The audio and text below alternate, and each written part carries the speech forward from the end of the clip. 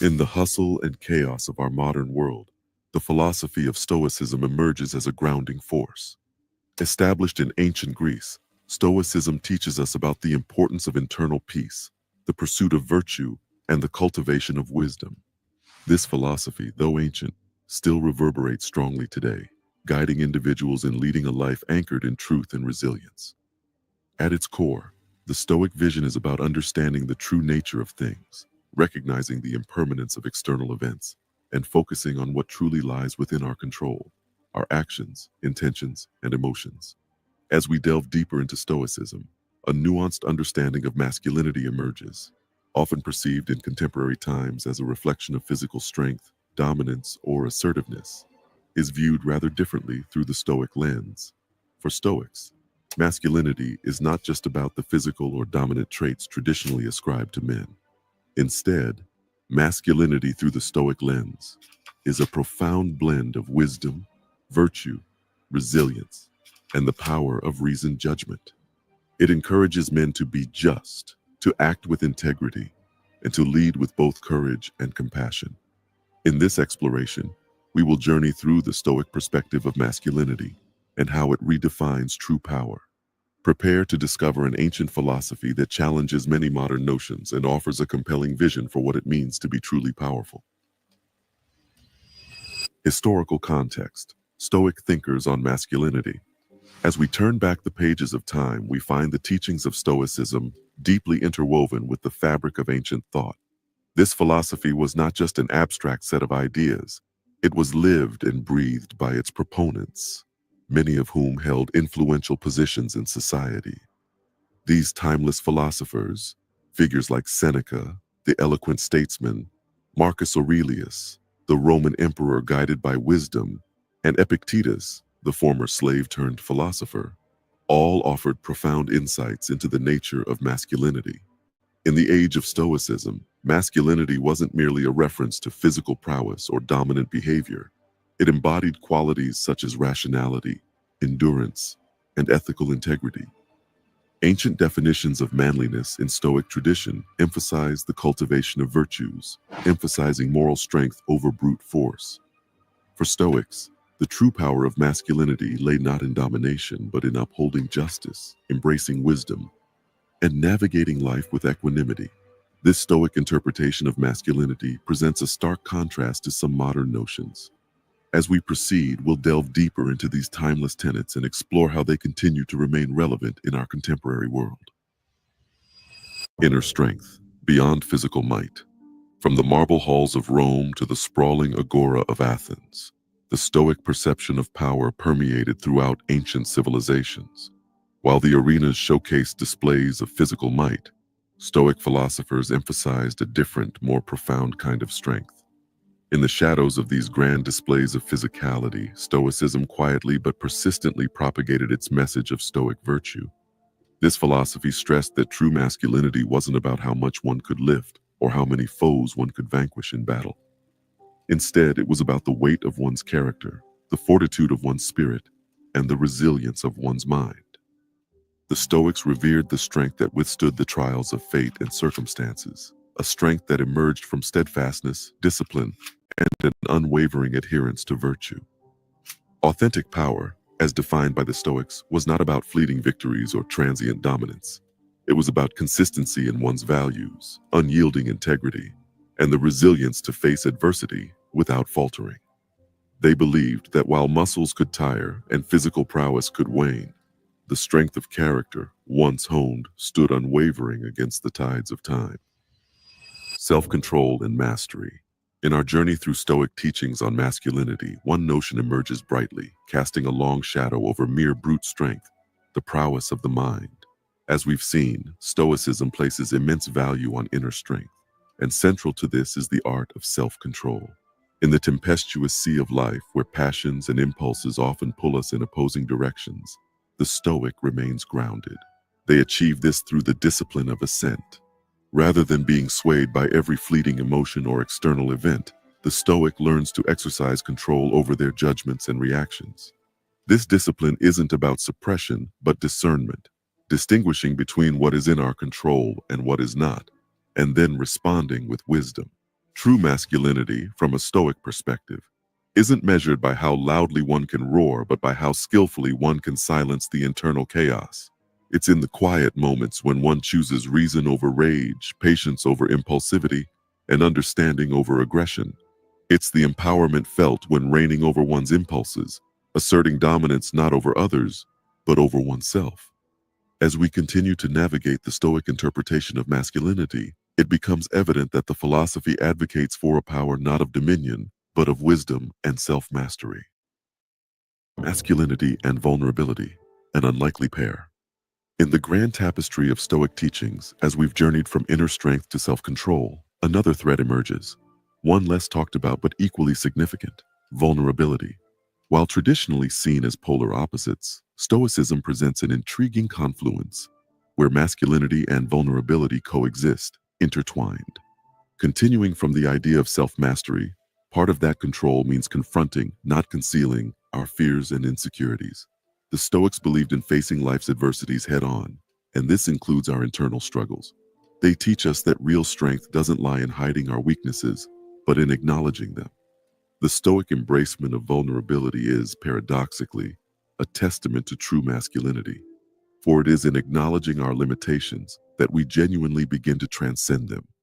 Power in honesty is a cornerstone of this philosophy.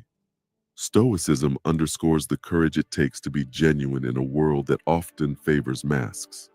True masculinity, in this context, emerges when one can stand firm, not in defiance of one's emotions and fears, but in honest acknowledgement and confrontation of them. To be vulnerable, then, is not a sign of weakness, but a beacon of strength, lighting the path towards genuine personal growth and understanding. Leadership and service, Stoic responsibilities.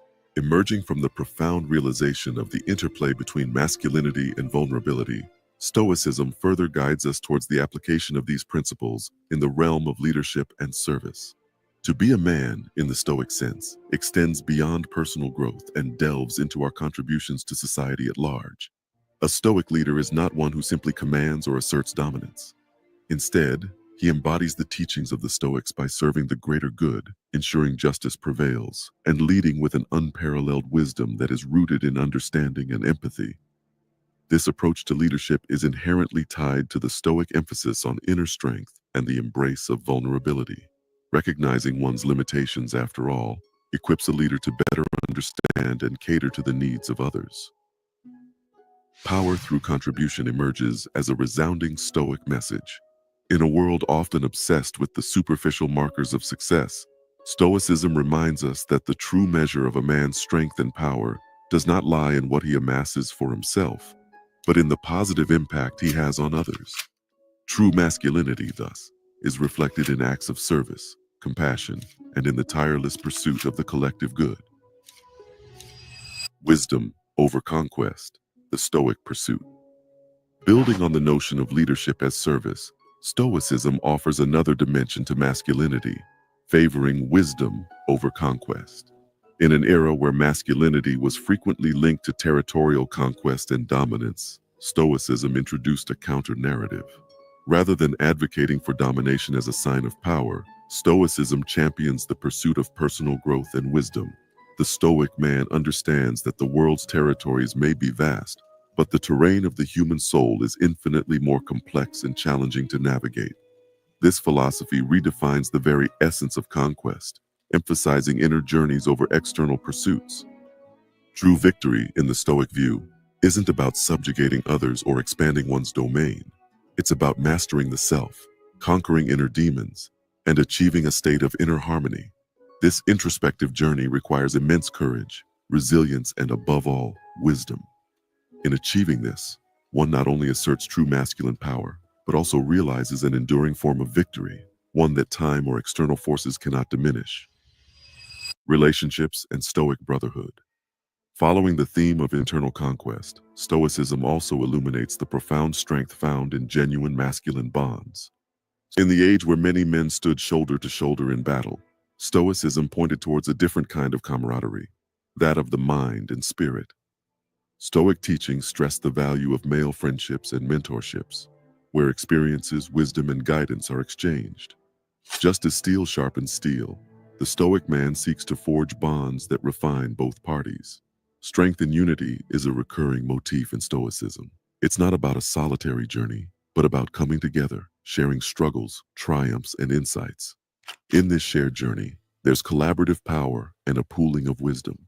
Men, by supporting each other in their quests for virtue, magnify their strength and amplify their collective journey towards wisdom and self-mastery. It's a powerful testament to the idea that while individual strength is commendable, there's unparalleled power in unity and brotherhood. Contemporary relevance. Masculinity in today's world. In an era defined by rapid change and evolving social norms, understanding masculinity in today's world becomes both challenging and paramount. The ancient Stoics, with their profound wisdom, offer an invaluable lens through which we can examine contemporary masculinity. Modern misconceptions abound in the 21st century. The ubiquity of social media, movies, and popular culture often presents a skewed image of masculinity. We're bombarded with images of overly aggressive men, those who suppress their emotions, or those who prioritize physical dominance above all else. This has led to a narrow, often damaging portrayal of what it means to be a man. With rising concerns over toxic masculinity, it's evident that there's a disconnect between these modern portrayals and the genuine essence of masculine strength. Transitioning from these misconceptions, Stoicism serves as a beacon. Stoic solutions are crucial in our journey to redefine masculinity. By applying the Stoic principles of self-awareness, emotional intelligence, and purposeful action, men today can navigate the tumultuous waters of modern societal expectations.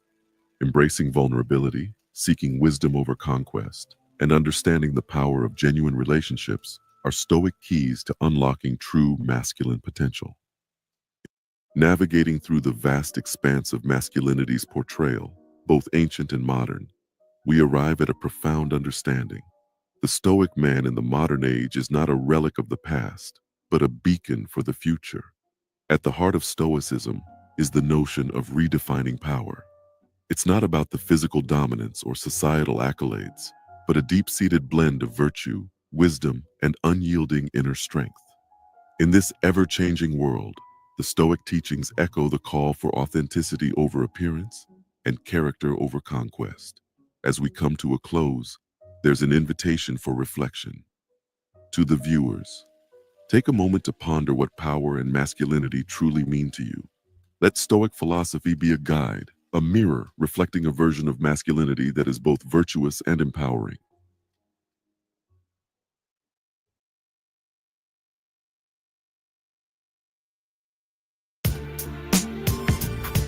Recon.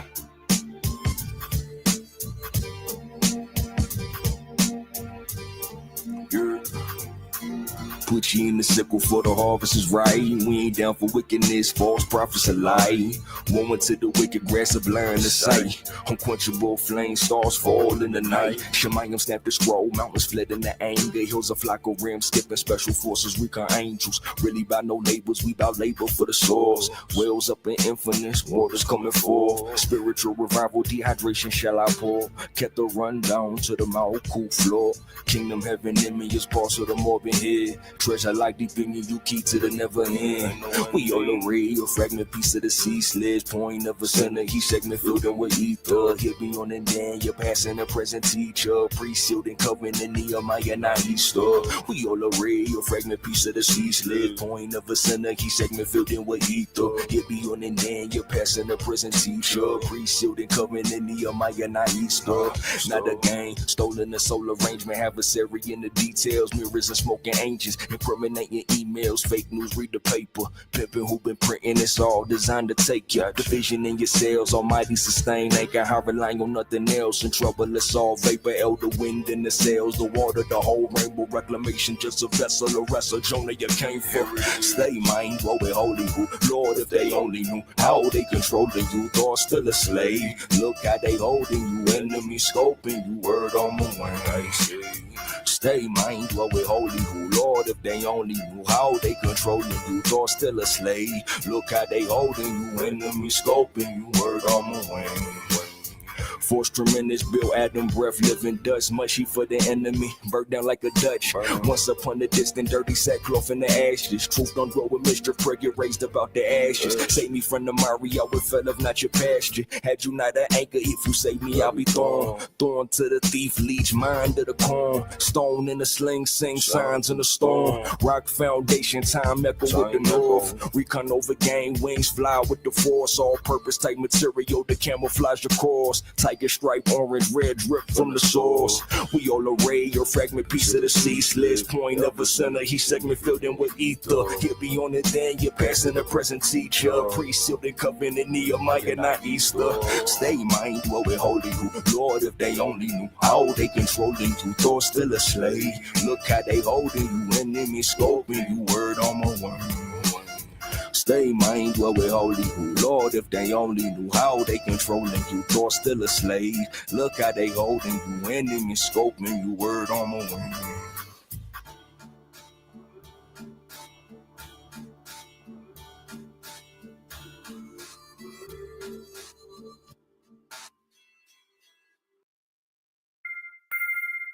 Paulie, why do you care so much about dying on this hill and fighting this battle of traveling freely? It goes, speak free, move free. If you're losing those two, you got nothing left. Fuck slaves. If you can't speak freely and move freely, you're a fucking prisoner. Don't you get that? The thing is it's not about the land you got. It's like the rights you got, the property you got, whatever extends off you. It's about getting, keeping, and having it in the sense of the status and jurisdiction, not in the sense of, the prideful, egotistical state of consciousness. So tell me all about how you're going to have $1,000 piece of land or a $10 million piece of land, but you really don't own it because you got to pay taxes on it. When are we going to address the law of the land versus statute, policy, and code? Hello? That's what brought us into this interaction, remember? They don't have a right, nor is it sound procedure to possess or to try to take tribute from land that is supposed to be owned and controlled and at the whim of the man or the woman who's claiming such and has the documentation and record to prove it. This is absurd. So when are you folks going to activate your conviction in your mind and heart, first and foremost, and say, this is bizarre, this is incorrect behavior, I'm not interested what the code even says, I want to have a conversation with my servants, with my representatives. I want to know how this benefits me, and if it doesn't benefit me, it's a detriment to me. How could that be lawful? So when are folks going to take a stand? When are they going to put the proper status and jurisdiction on record? When are they going to make their claim? Or do conditional acceptance with these state of agents and say, I'll accept everything and even pay you twice as much as what you're asking for. If you would just substantiate your motherfucking claim in something that is sensible and lawful, show it to me. When are you going to do that? Because I don't see how much land and whatever the fuck else you're going to get and avoid that experience and ever feel like a real man or woman here, a real American, a real Canadian.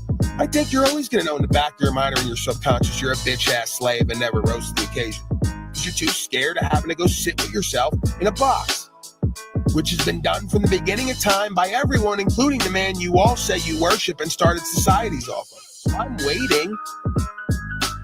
That thing is waiting. You're all quietly desperate and waiting for the inevitable to take hold of you anyway. Why not activate and do something different today? I'm just asking questions. If you're tacitly agreeing with a presumption and assumption and you're not rebutting it or asking for the delegation of authority and the facts of the matter, you're already pimped. Call it a day. Just go be a good fucking hoe and live the rest of your life from that venue and that status. I'm not mad at it. It only increases my value and rarity with the universal force and with the people. So go ahead, be a good pet slave, submissive, broken hoe, and do what the fuck you're told to do. And hope that you die with enough representations of value to make you feel like a human fucking being. I'm down with it. You like it, I love it. Greetings, folks. We're back at it. Brian O'Shea is down there. Salute to Brian O'Shea and all the quote-unquote unslavians. I'm having some pain today, as is usual. So I'm going to lean clip heavy, I'm thinking. we've done it all here at this point. Continue to move forward. But yeah, there's certain days where I may decide to lean clip heavy, presuming that any of the regulars / deplorables don't have anything that they want to present or something that they want to go over. So that's pretty much where we're at today so far. As is always, we'll take it as it comes and see what the folks have in store. What's the pain from? Well, I don't know conclusively because I've never went anywhere to get a diagnosis. And I'm not going to speculate. I'm trying a bunch of different things to just heal my body. So I'll have faith that that will work out. I guess if it doesn't work out, I can always turn myself over to the at least the homeopathic medical system. With faith that they will do something different than the usual course of actions. So,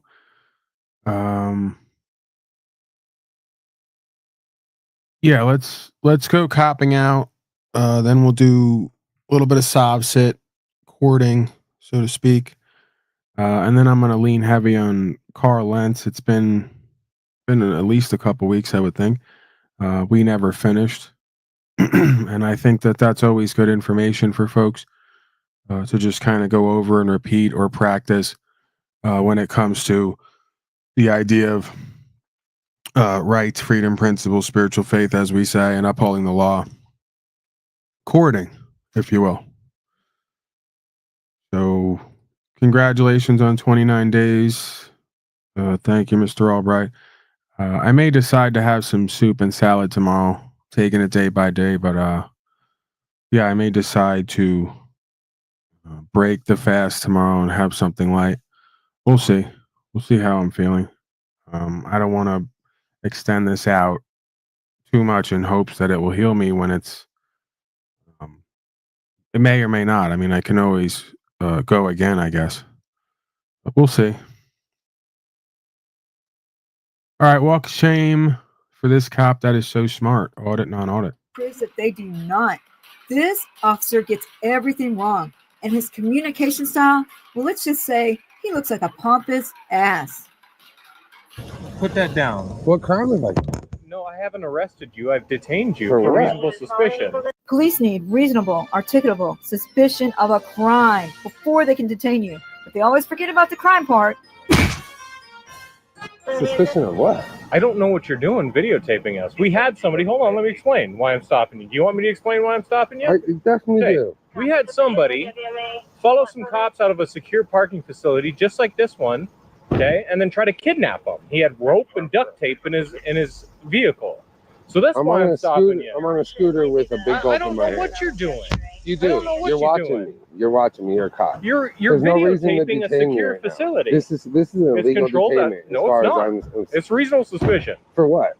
For me I with just a told camera? you. It doesn't matter what somebody else I did. don't I'm know not what you that got person. going on. I don't know who you are. I know there's dirty cops too. So are you a dirty cop? We're gonna find out who you are. You're We're trying. gonna find out Let who me you get are. what We're your gonna name and badge identify number. you. What's your name and badge It's number? Sergeant Shoemaker 8455. And what's your Okay. name and badge number? I am Sergeant M. LeGros. Be number 13677. And there's no reason for me to give identification at this point. Absolutely, you're being detained. If you Yeah. don't, then it's obstruction. It's not obstruction. I It already know is. the law. I know the law. Okay, Unless you great. have a legal. Do you know what a reasonable suspicion stop is? You're not arresting me for no reason. There's Do you no know what a reason. reasonable suspicion stop is? Do you have no suspicion of a crime? What crime have you Stalking. There's no stalking. I'm on a public sidewalk Stalking. walking around. I'm not stalking. I can't. You're a public official. Absolutely. You're a public official. You I'm can allowed to stalk film us. you in You can't your stalk capacity. us. No. I'm allowed to film you in You your can't capacity at the film station. our private vehicles as we leave our secured facility. I'm filming you That's guys stalking. come out with your vehicle. I'm allowed to do that Why? because I'm allowed to for my story. I'm doing a story. That's what my story is. I can't because Why would I disclose it? Then I won't get it for the media. It's about this You station. have to identify yourself. You I know don't. that, right? I don't It's a have to. Supreme Court case I don't have that to you have identify to myself. identify yourself. There's no If you crime don't, that committed. would be obstructing. There's no crime obstruction, committed. and you would go to jail. But there's no crime You committed. do understand that you have to identify I need a yourself, supervisor right? because what you're doing is wrong. We're literally the two supervisors at the station. There's somebody above you. I know. No, the chief. there isn't. Yeah, there's a chief that I could talk to. Sure, you can I've call already the chief had somebody after try you to deal with detain us. me before, and they're not going to get my ID for an The illegal only detainment. A supervisor, camera, if you you call cannot be this- detained suspicious. A camera cannot be detained suspicious. I'm We're live not right detaining. now. We're not live. detaining your. You're detaining me We're not and my detaining camera. your camera. You're detaining me for Your walking camera around is with a fine. camera. That's what you Your just camera's said. running. We didn't shut your camera off. I know, You because can if you did videotape that, it that's same as we way did. against the law. There's a lot of dirty cops that would do Right. that.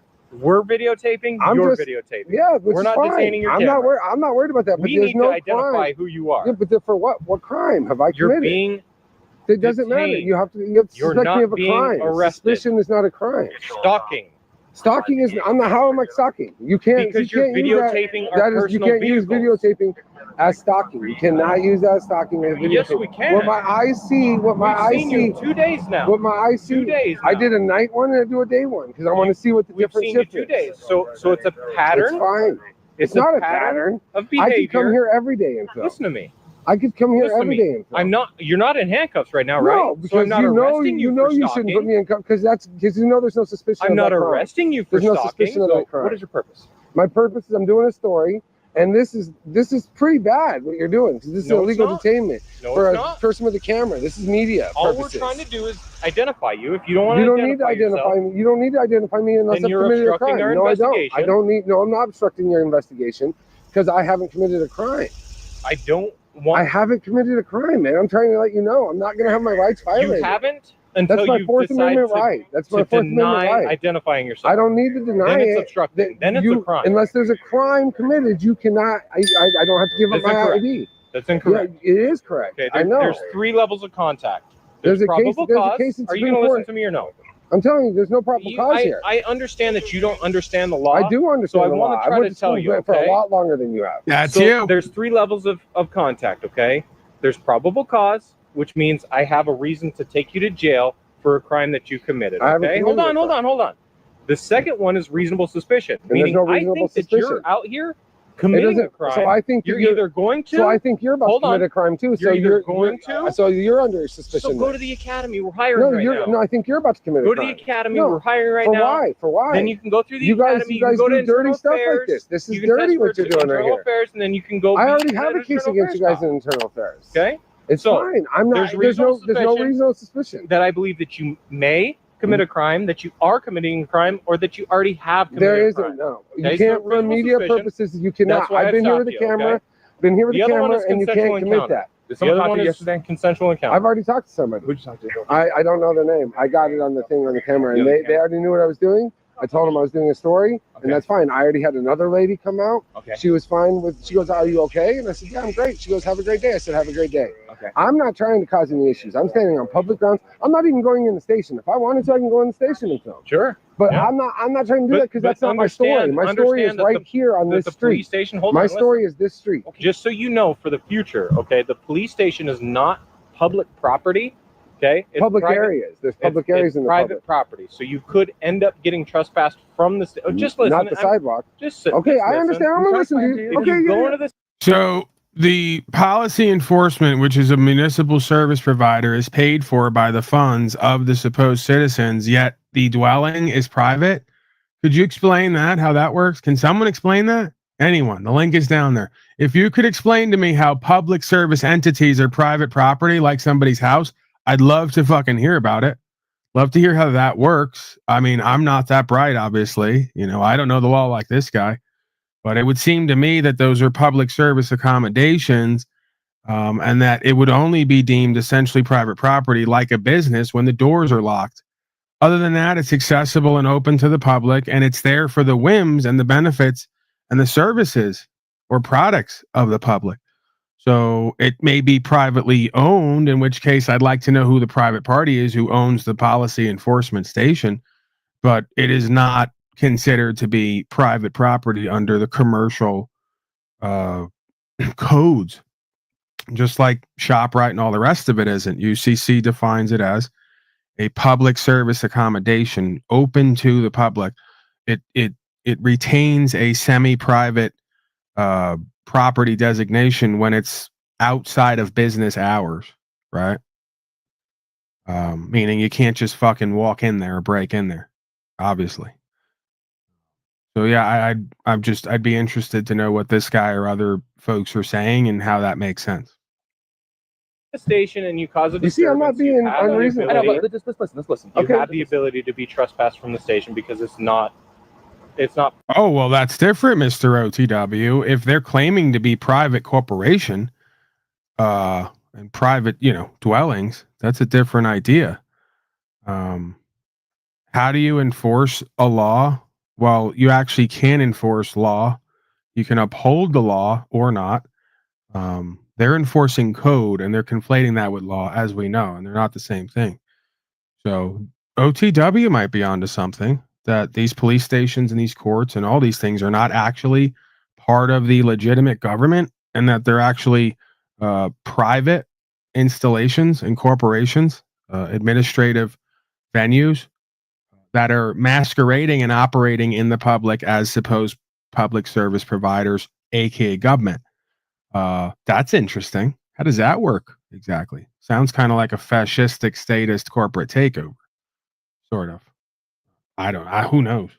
Public property, it's open to the public. You're correct, but just don't cause a disturbance. No, as long as you don't cause a disturbance. Now, oh wait, did he just identify who you are? Did he just completely walk that back, like they always do? Did he just say something that made no sense, or he was just openly lying and then just walked it back? Oh, okay, they are public property, or in a sense, they're open to the public, so the public has free will to move in and out of there, and you can't criminalize people for being there.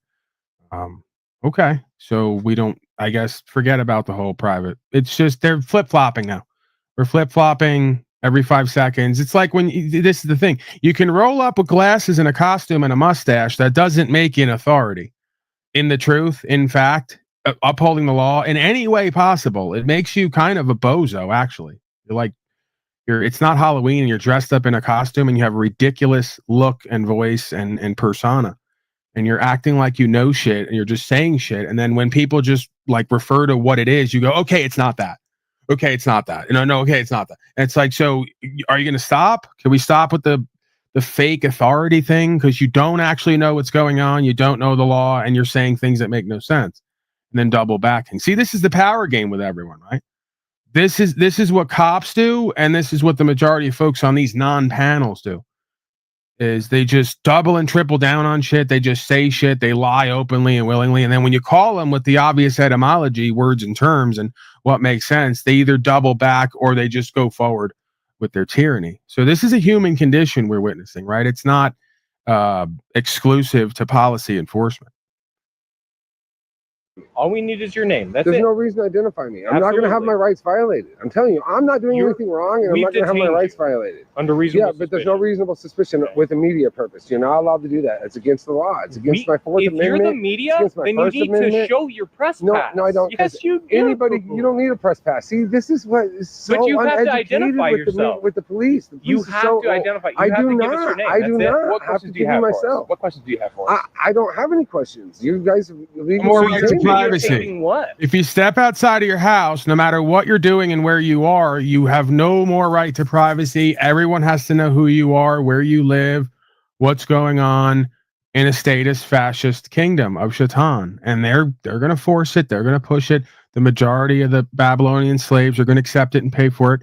And that leaves the rest of us on the right side of history and the law of the land and God. And we're going to be rewarded for that, I suspect. And even if we're not rewarded in some way, we're not doing this for rewards. The point is, we at least get to keep our self-respect and our integrity and our morality intact, unlike the rest of these pathetic beta slaves. I don't need to disclaim that. Just because you have a camera doesn't mean you get to commit crime. And the cars in here and all that. Google Maps shows you a better picture than I'm. I have a camera, so all these crimes I'm committing. I'm not trying to get. Well, that's the thing. Look that up. Officer Doofy, Officer Bozo, Lieutenant Bozo, these aren't crimes. Crime is synonymous with wrongdoing. Wrongdoing is synonymous with sin. Sin is synonymous with the 10 Commandments. Loss, injury, harm. You know the thing, right? So you're giggling and laughing, and I don't know if it's because you all don't believe this or because you believe it so much you can't conceive of reality outside of your hallucination. So he hasn't committed any crimes because there's no man or woman on the other side making a claim. He hasn't done loss, injury, and harm, and he hasn't breached the contract. And even breaching a contract, you could argue, technically is like an ethics violation. It's not necessarily, I guess you could say it's a sin, borderline criminal. If you make an agreement and you take value and resources and don't attempt to return it because you're going to get away with something, right? You're lying, you know? So we know we're not supposed to steal. We're not supposed to lie. We're not supposed to like make contracts with women and then lie to them and cheat on them, you know, as they say, covet the neighbor's wife. You know, we all, that's common fucking sense. What is a wrongdoing? What is a sin versus what are just altered ethics? You know, in the sense of if folks want to make contracts and do quote unquote polyamory or multiple wives or all the rest of it. Right. So it's like these Babylonian trash can't even figure out because they're so broken in their conscience that he's not doing crimes. He's just not following codes and policies. Right. It's like saying if we worked at Walmart and they gave us a vest and showed us policy and code and we didn't follow it, you're going to arrest me or take money from me. You can tell me to leave the corporation and you're not going to give me any more positions or benefits. You can't equate that to doing a crime unless I stole money out of the register, right? In uniform. That's a crime. See, are we getting this? If I punch someone in the face in the uniform, it's a violation of policy and a crime because I did loss, injury, or harm, right? I did a wrongdoing. I committed a sin. This is etymologically sound, what I'm telling these folks. Will they go look it up? No. Will they go to Wikipedia where they say a crime is any violation of any code anywhere at any time put up by some corporate position, some corporate endeavor, some corporate edifice? Right? It's just not reality. That's not what this is. But if you're in statism and fascism, it may as well be under the Fuhrer. Fuhrer has thousands and millions of codes. We caught you not following the codes of the Fuhrer. We're going to take you off and gas you, take your property, and figure out how we're going to turn it out in a socialista, Nazi-like way. Because that's what Nazism is. Socialism, communism, collectivism. It's all the same isms. We know that. That's why I know that Slackcott and others are absolute trash scum, because they advocate for socialism, communism, and collectivism to try to raise the weak and the dissolute and the incompetent and incapable to a false power position. And we know what happens when you do that. When you raise all the low-life scum who can't make it in life to a false power position, we know what they wind up doing, taking everyone else's property and rights and deciding how they're going to distribute them. It's no coincidence these are unionized scum. They're all the same. That's what the commie, collectivist, fascist, statist scum do. They think working is going to be part of a union. They all have the same union mentality. The people are so downtrodden. They're so oppressed. Okay, what do you suggest the people do in order to better themselves in their life? Get positions of false power so we could take what everyone else has and redistribute it? Right. You want to take what everyone else has created, right, and gotten somehow, some way. You claim that they've gotten it by ill-gotten gains, so you're going to create a legitimized false power system to take whatever they've gotten by ill-gotten gains and redistribute it to you and your nepotistic cohorts. We've seen this over and over again because they'll do anything to avoid the idea of just working harder, being a better person, networking, doing better business, being able to see opportunities when they present themselves and exploit them. I don't mean exploit like abuse and take advantage. I mean, if an opportunity comes your way and you're not doing wrong, causing loss, injury, and harm, you should work with that opportunity to better yourself and others' life and position. So the answer to our problems, obviously, is becoming more discerning, more capable, more competent, more trustworthy, more good faith, more honorable, more noble, more courageous, working better at ourselves in life and life path, not creating false power structures so we can elevate the impotent and powerless and incompetent and capable to take what other people have gotten, they claim by ill-gotten gains. Fascinating. How no matter how this place supposedly changes, it always remains the same. You know? Okay, I want you to look up probable cause, reasonable suspicion, and consent. Oh, I definitely am when you said it. And I want you to look up the Supreme Court case that says when you're being detained that you have to identify yourself. Just so you know, when you come into a cop who actually knows how to do his job and is detaining you, it's not you. asking you to identify yourself. You don't have to. A detainment has been ruled by Supreme Court as an arrest. It's a form of arrest. You don't understand words and terms, or you don't want to, because you prefer false power. A detainment and stopping somebody's forward motion and telling them they can't leave is a form of arrest. So we're not all just going to make up our own fucking words and terms in our own language. We're not going to ignore the rulings for you people's corporation. It's not for me. They don't rule over me and on me. Supreme Court makes rulings to keep your corporate bitch ass in line, because they know, like I know, like the founders knew exactly what you beta male scum would do. The same thing you do every time. The movies are all there showing it. Leonardo DiCaprio, a bitch ass coward beta male, is in a goofy, effeminate outfit, and he's trading big black Negroes who would whoop his ass in any other situation, literally mount him and humiliate him in any other situation. But because he has a false power structure and a whole bunch of goons and other beta males who are willing to go along with it, he can exercise his will over the individual who is way stronger, more competent, and capable than he is. That's the modern day fascistic status system. That's the modern day YouTuber, by the way, and their platform. A bunch of punk ass, weak ass beta males who have a false power, codependent constituency who get together in groups and try to exert their will and ignore truth and reality. Right? This is all done at the whim of the reality that we've been experiencing for thousands of years and the truth behind it. And because the majority, if you notice on these panels, because of the other majority of regular old people, I don't consider them that. They act like that. See, I don't talk down to or look down on the average person. They accept less for themselves. So then I speak it and it sounds like I'm talking down on them. You watch the rest of the folks sit around everyone and not be oriented toward justice, not call people out, not hold people accountable, not do a courting process. You can't escape the holographic reflective nature of this reality that transfers onto panels, that transfers over to the court, that transfers everywhere because you're in it. Whether you're of it or not, I guess remains to be seen. But the dynamics, the inherent hierarchical power and value dynamics, and the co-creative, illegitimate at times, hierarchical power and value dynamics are on full display all places, all times. And you know what? The majority of the citizenry prefers delusion. They prefer ignorance. They prefer arrogance. They prefer nice, kind, polite, politically correct while they're in complete decay, disempowerment, detritus, and disintegration.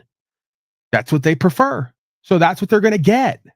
He's being very, like they all say, I'm being nice and kind and polite to you while I attempt to take your rights and distort reality and project onto you. Yeah.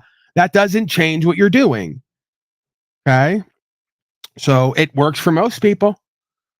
You see it on these panels and you see it on the street. I've seen it 100 fucking times on the street, doing what I do at one point, talking to regular people during the COVID 4 years, interviewing people essentially.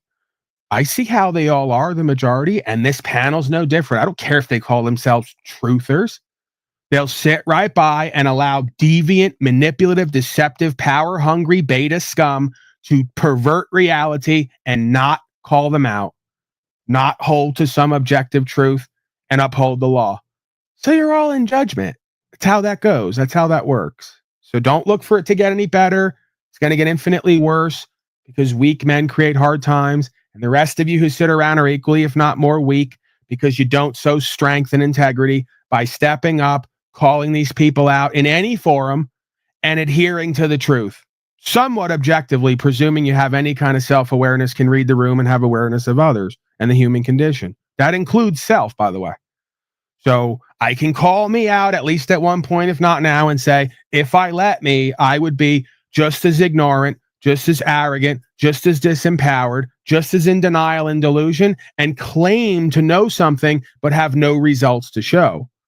See? I would do it just like they would if I entertained my own bullshit, which I don't, and potentially wasn't surrounded, at least at one point, if not still, with people who would call me the fuck out in my life.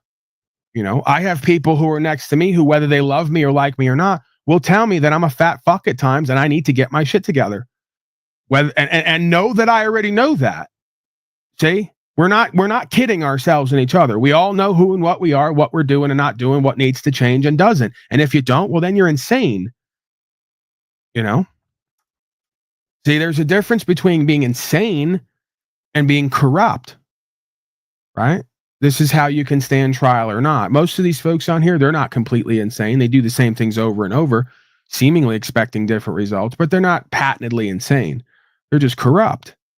They choose to do the same thing over and over and wish something different will happen because the opposing subconscious or conscious ideas, they're going to have to work on themselves, do and be and have better. And most people don't like accountability. Most people don't like having to work hard. Most people don't like having to change themselves in their life. We're creatures of habit. Give your ID, but you do have to say your first and last name. Okay, it's a Supreme Court case. Super easy to look up. When you find that Supreme Court case, please leave it in the comments so I can see it. Armed with the knowledge to know that all you have to do, you don't have to give a driver's license.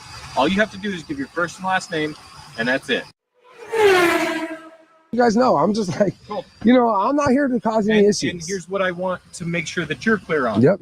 You may get stopped again, but hopefully you will then know, okay, I know what they're doing.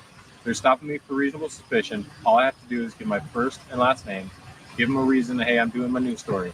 But the news story is all right, so this guy, after all his bullshit and threatening and nonsense, back the fuck down because he's a fucking loser clown. And without the fear that runs everybody's life, he's powerless. Yeah, I mean, they're talking now down in chat. Could you imagine that we just went through the last 4 years where they brought complete statism and fascism and medical tyranny down, Holocaust style, on everybody? And the worst part was they didn't bring anyone to camps to do it. Everyone voluntarily genocided themselves. And they're all literally sitting on these panels and on YouTube acting like it didn't happen, going on with their bullshit lives, acting like everything's back to normal, acting like they're not going to do it again, rebuking me and others, not being a part of this walk in truth, not changing anything because someone's watching them on YouTube. Absolutely pathetic and embarrassing. If you wonder why your masters have no chill, like the kids say nowadays, if you're wondering why your masters have no sympathy for you, it's because of what you do and say and show regularly. Like, this shit's recorded. You guys are in live chats all day, every day. You're not doing anything to change anything, and you just witnessed New World Order up close and personal. And the majority of you said, not only am I not going to like do anything to change it, I'm going to go along to get along with it on some level, or just completely ignore it. Remember I said ignorance and arrogance? So good luck with that. I love to see where, as they're saying now in chat, because they know when I speak objectively, they know who we're talking about because they're all the same people. So we look forward to seeing Nacho Keister and John Spazio and all the rest of the beta males when it comes time to lock it the fuck down again, to be somebody's pet bitch slave, to follow the statute, policy, and code, and make sure you don't come kicking around here in places like this. Make sure you don't email me or contact me to ask me how you get yourself out of what you didn't try to stop getting yourself into over the past however many years. Okay, don't wait till it shows up in your face again to like snake back around to the people who have the power and value and the understanding and are making change. Right? Because I'll still be there for you on some level, like I am for everybody, but it's just going to be more pathetic and embarrassing for you. Right? See, in times of false peace, when the thing is repositioning itself to mount them again, fuck Paulie boy. We don't want him. We don't need him. Let's project onto him. Let's demonize him. Yeah, he's garbage, right? No, that's you. See? And when it comes time to go to war again, conceptually, to some degree, we know where you bitch ass beta males will be. If not physically, in spirit, you will be. Looking at me, watching me, wondering what I'm going to do, watching what I actually do, taking fucking notes and trying to become the man you never were by proxy, living through me. Right? So this is why this cycle is necessary. Because you guys just showed over the past 4 years who and what you are, what you're accountable to and not, what you will ignore or not, what you rebuke or not. And then till it comes back around, you'll try to save face. You'll act like it never existed, and you'll go back to the people with the true power and value to save your bitch ass. And that's not how this works. God helps those who help themselves. I can't save you. The truth can. Right? Trust, equity, and faith can. Were you living that the last 4 years? Were you showing that on these panels? No. You were completely disrespecting the truth and the record and the facts and making up your own reality to cope in. Good luck with that. It never ends bad, right? Never ends bad. Don't worry about it. It'll be okay. Just do what you're told to do. Slavery isn't a thing. Right. Just talk flat, rising earth, vector, just create videos. I check in on these people because I'm fascinated, right? I love watching beta males lie to themselves in an audience, pretend to be something they're not, and then get everyone else to somehow buy in because we're all equally identified with the problem. We're all willing to be equally weak and pathetic and call it equal in this life, right? That's the collectivism where the majority are all equal in their embarrassing, pathetic weakness and lack of activism. So they feel like they're part of something. Hey, look at us. We're all equal here. Yeah, equal on what level? On what grounds? Doing what or not doing what? See, you like it. I love it. So, make it's great entertainment for me, Nacho Keister and others, right? When I go over there and I check in every couple days and they got videos with fists that are on fire rising and they're going, the fire is rising, as if they're part of some movement, as if they're leaders in any way. Like, what are we doing? What is this? I make a joke about the heroic aspects of me and how I'm a king and a leader because I'm just a man at the end of the day. You guys are putting on a front to something you're not living on any level. I'm living it and not doing that. You see the thumbnails with me, like making jokes about my face and how I look and me being a bunch of different characters through history because this is just a vessel. The eternal truth that works through all of us is what matters or not. That's where the greatness, the value, and the power is or not. It's not wits it gets it. It's not fake ass thumbnails trying to be something you're not. I'm helping you right now. Daddy is helping you. You don't want it. You're not going to take it. You won't let me on the panel to interact because you know what's going to happen. See? If you weren't threatened by me and you weren't intimidated by me and you weren't worried about me calling you out, you'd let me up there, let me be the asshole that I am, and let the audience hate me because they're just like you, most of them. You don't even do that because you know that even though that process is still going to happen, you're going to have to go back to your Rose's couch thinking about what the fuck I said and how it has an impact on you right here. See, I'm very good at reaching into people's soul and getting a hold of their heart-based consciousness and reminding them of what needs to be done and what they're not doing, and they can't stand it. That's why I'm daddy. It's just like if Uncle Paulie or their stepdaddy called them up and said, hey, tell me about what's going on. And, oh no, we already know where this is going. We're going to get a speech and we're not going to be able to deny it because the one talking to us lives his truth while we live a lie and call it the truth. See? So we all see you for who and what you all are, the ones of us who can see, the ones who are pathetic and embarrassing and want to remain weak and powerless and in some false community to replicate their weak ass lineage and family online.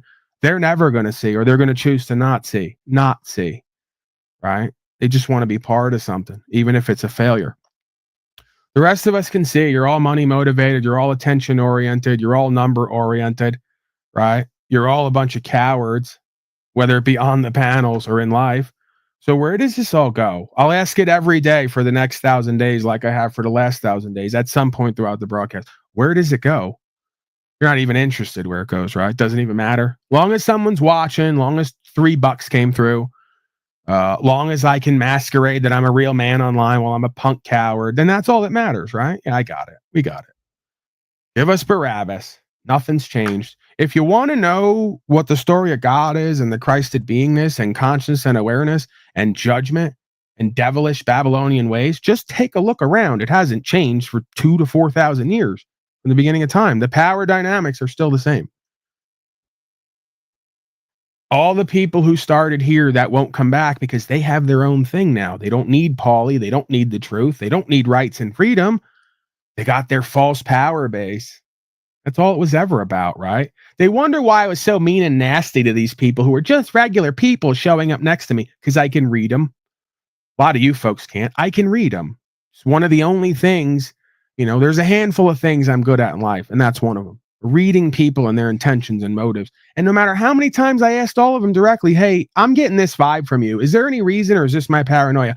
Oh, no, Paulie boy, we're not going to do any of that. We're not doing any of that. Every one of them did exactly what I called out and said. for exactly the reasons that I knew they were doing what they were doing. And then doubled and tripled down by just completely ignoring and throwing away rights, freedom, principles, and spiritual faith to get into some hip, non-hip community of loser, failure, lying tards who all want to be famous from their houses and condos that they're all in debt to with the bank. Nothing's changed. That's why the genocide's going to have to continue. Weak men have created hard times, and now it's going to get really bad. And these folks are all going to have to be dealt with, unfortunately. I've been yelling from a mountaintop for decades now for the beta males to stop their false power games, to stop their collectivism, to stop their denial and delusion. They can't let it go. Old habits die hard, right? The cope is necessary. When you're not equipped to live life on life's terms and just take in complete, holistic, absolute truth, you got to create a cope hallucination to live through, right? So it's unfortunate because, again, maybe I'm delusional, but I think that on some level, even if I was to die today, I'm favored by the universe and the people who matter. You folks, not so much, right? And you're not going to be able to, no matter when you die, today or 30 years from now, 50 years from now, you're not going to be actually able to say that you did what you were supposed to do here, something that mattered and had meaning, purpose, and value. You're going to be able to sit there and regret and say you fucked off everything in order to be safe and comfortable and live in denial and delusion. Right? So let's not kid ourselves. These historical loops happen every couple hundred years, every couple thousand years, all in between. We have the same loop. So don't expect it to get better. You all know it. It's going to get worse. You don't care to make it any better, or you're too cowardly to do what you need to do. So I guess just continue to lie and grift and cheat and steal and wait for the judgment to come. And just hope that I and others and the historical record is inaccurate, right? Just hope that this time's different, like they always do throughout history. Like we could just do and be and say whatever we want, and society and culture and community is not going to be completely destroyed. Of course it is. That's why the majority are now lacking in prosperity. That's why the majority on these panels are poor and broke. Can't rub two nickels together. That's why they're all living with their parents or off other people's grifting couches. It's over. This culture, this society, what we call America, on the whole, the majority is done and over. They're too weak. They're too baited out. They're too delusional in denial. They're too ready to chase their next $3 and half-assed non-fame on YouTube. They don't want to be real men. They don't need to be real men in their mind, right? Hollywood's raised them. This is a whole generation of the devil's children raised by Holly weirdos. Their parents were completely depersonalized, disconnected, and disintegrated from life on life's terms. So they've all been raised by the television and the ones on it and how they live. That's why they've replicated them.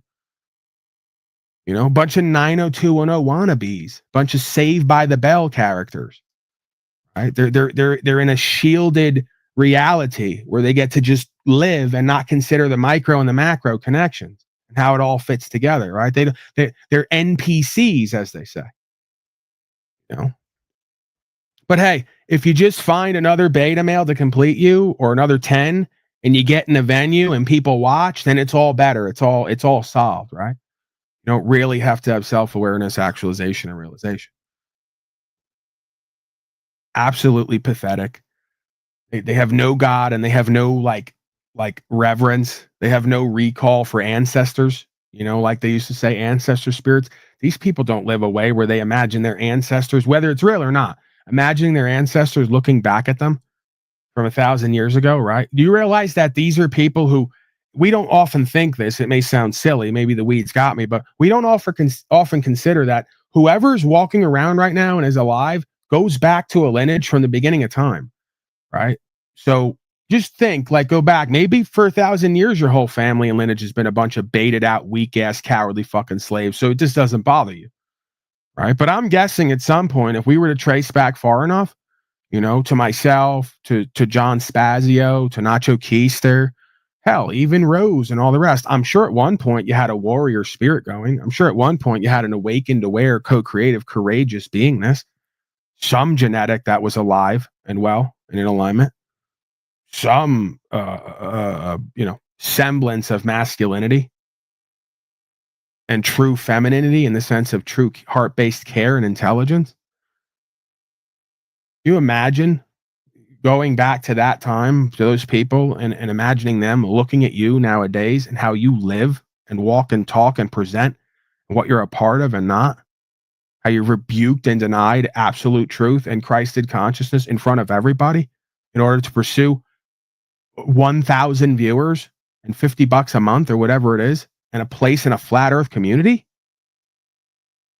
Sorry, I know I'm so jealous and envious, like the Rose Tard said the other day. I'm so jealous and envious of what exactly? Of what exactly?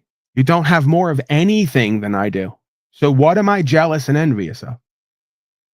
No, I'm actually one of the few who care. That's the thing they keep misreading or want to convince the audience doesn't exist in me. I'm one of the few who I perseverate on these things because I fucking care. Because my heart actually cares. If not for the individual people, places, and things, for what binds us all together one way or the other. I actually care. Rest of you don't. And I don't think there's anything I could do or say to get you to actually fucking care for yourself, for the truth, for me, for all of us, and what the fuck we're doing here. You're too busy playing house and playing games while the house of cards crumbles around you. What will be written in the history books 100 to 200 years from now about all these pathetic, cowardly slaves?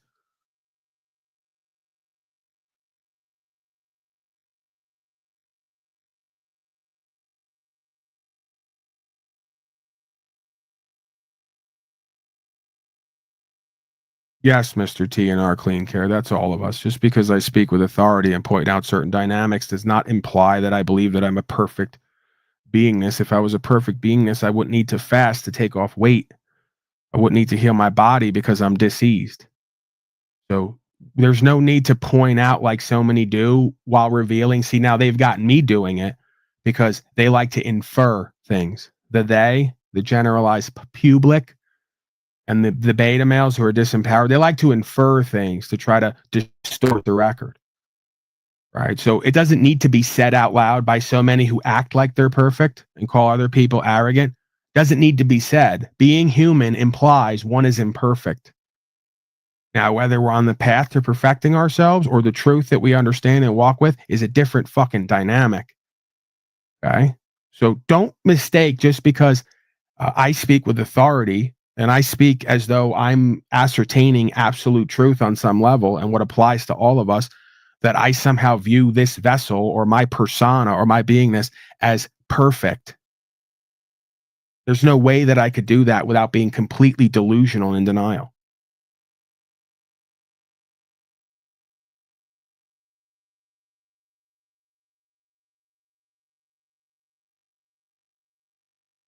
They're saying Mike is a genius. I don't know who that is. Am I missing something? Is there a Mike in the house? Is this an albino black guy? Audience? Care to respond to that? No need to respond, right? But it wouldn't be complete if we didn't get that. Thank you, sir. Thank you, sir, for proving once again. What are we, 1,000 days straight where I proved without even doing anything? I allowed the universe and the algorithm to prove that we're all oneself on the highest level, and on the lowest level, the only gap is perspective and understanding, application, and results. And that comes from awareness of self in the loop or not. So you just prove that we're in a wheel within a wheel loop and there's no escaping it. Because every single day someone comes in here and makes the same comment and thinks they're their own person. Not. You're not living, you're being lived. Okay?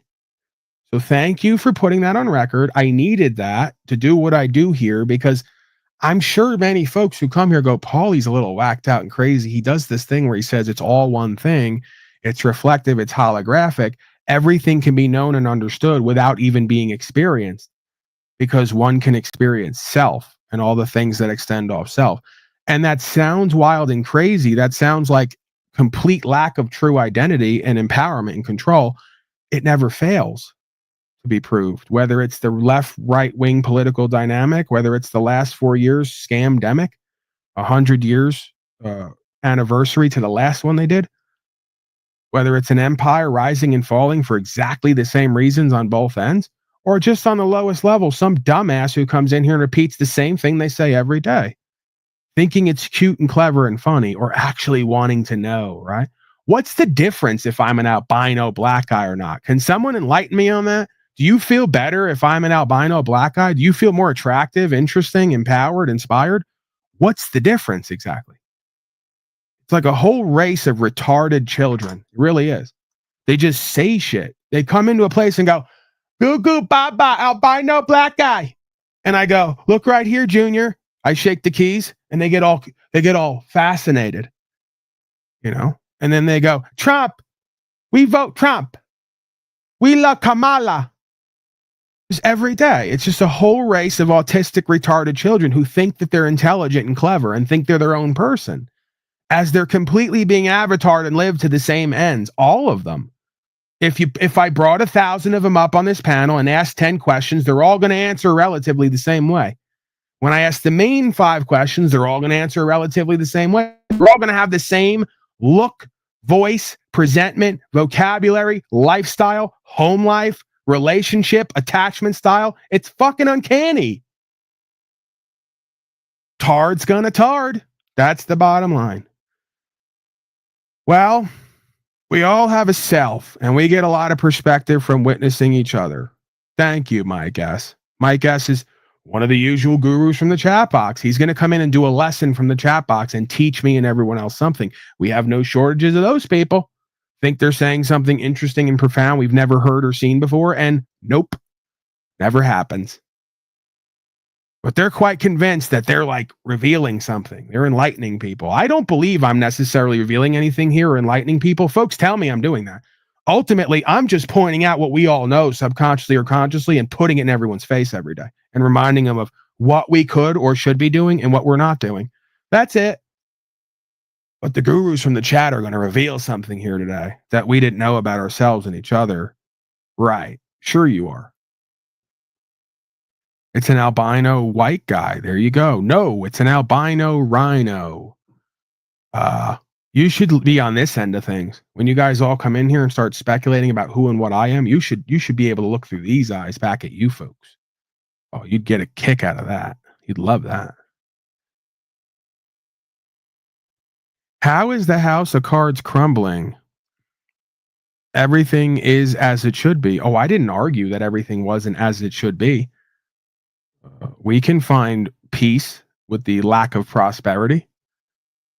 I didn't say that I was lacking before and after this, especially the ability to go back to myself and my life and retain some level of reconciliation, resolute peace, all things considered.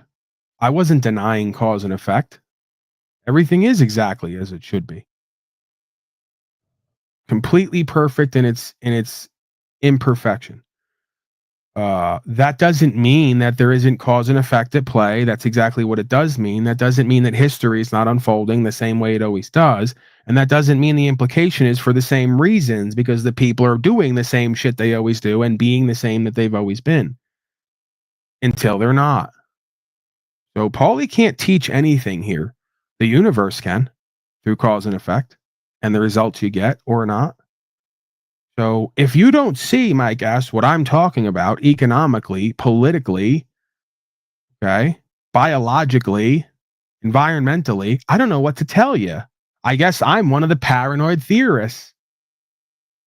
Or you're just completely in denial and delusion.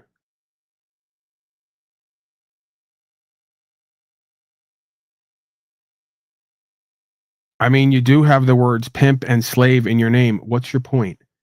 That's for a reason, to point out the dynamic. Unslaved. That's the process that I am undertaking, and I believe all should be undertaking, that most aren't. PIMP is an acronym for proper instruction motivates people, because the reason most are slaved out is because they're pimped the fuck out and don't understand the power and value dynamics. So I know that pimp and slave are in the names, and I know why. Do you? And if you don't, are you going to project onto that? I don't think you're paranoid, Paul. Okay, so what are we talking about? The groceries are 4 and 5 times the price. They just measured the mist on Oregon. It's 1,000x what the heavy metals and toxic chemicals should be in the water that's sitting in the air. They're spraying you all day, every day like bugs. Cancer's 1,000% up through the roof over the past 10 years. The economy is in shambles. The same box of groceries is 4 times the price than it was 2 years ago. Your political system's tearing itself apart from the middle, and the tards can't figure out what's happening on either side. They just gave out a poison vaccine that's killing people and dropping people over dead by the dozens. All the reports coming in. And you're going to sit there and tell me you don't see what the fuck I'm talking about? A society, a culture, a community completely in shambles and crumbling on every level because they're reprobate scum? Because they're completely pimped out, delusional, and deluded, and will call anybody who can see reality a theorist or paranoid? Should I go on? Is that not happening? Is that not happening because of who everyone is and isn't? Hello? Yeah, let's just deny reality on every level till it gets so bad that you can't deny it and there'll be nothing to do about it, right? That's the way of the slave.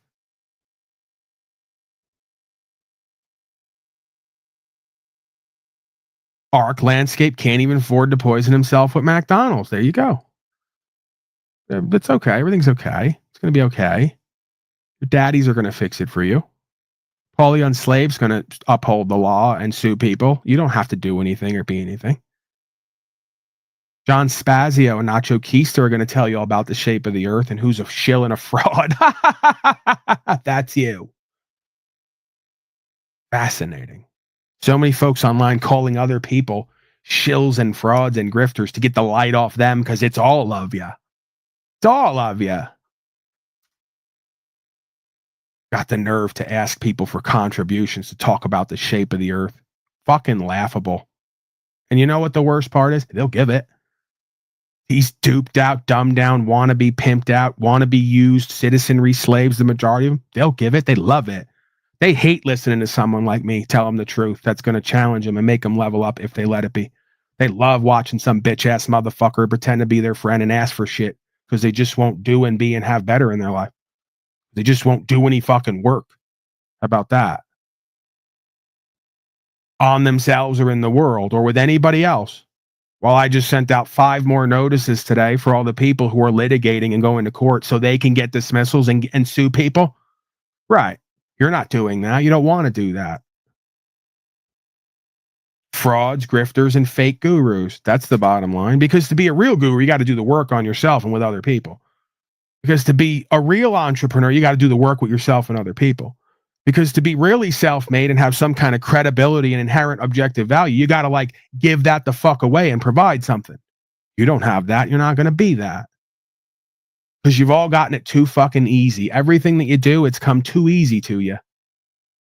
You've never had to sacrifice. You've never had to deal with certain consequences. You've never had to rebuke everyone and everything to go it your own way and make it on some level. You have no idea what the fuck that's like.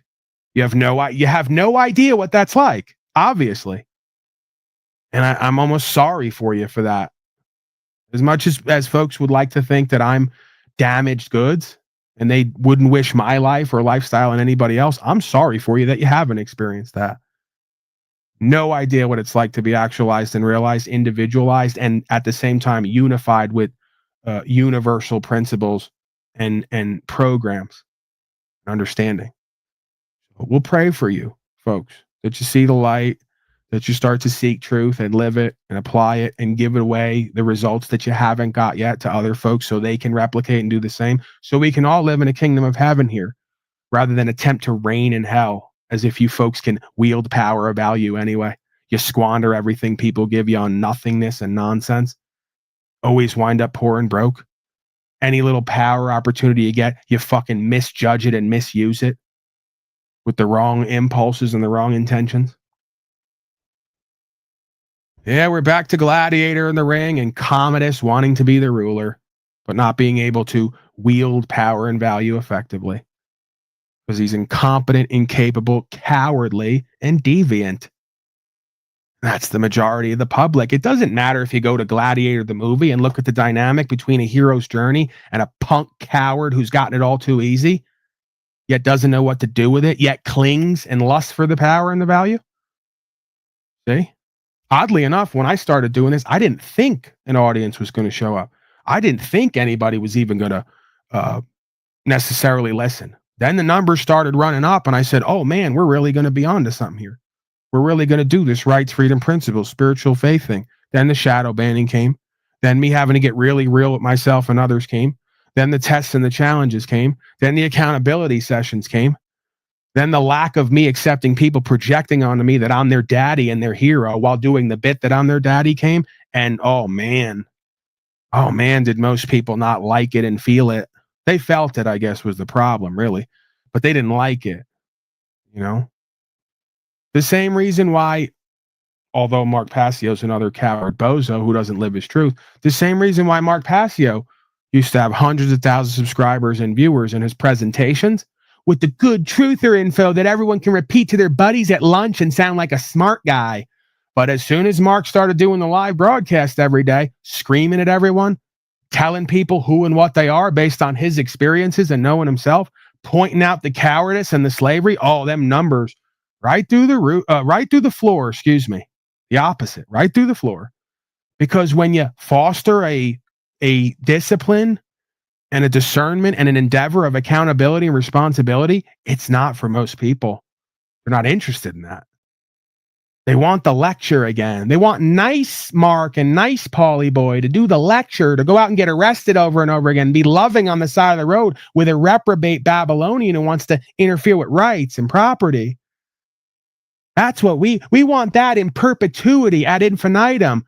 That's not what the journey organically and authentically in the walk is about. Just like a relationship, there's a honeymoon phase, there's the courting phase, then there's the day-to-day real shit gets really real life phase.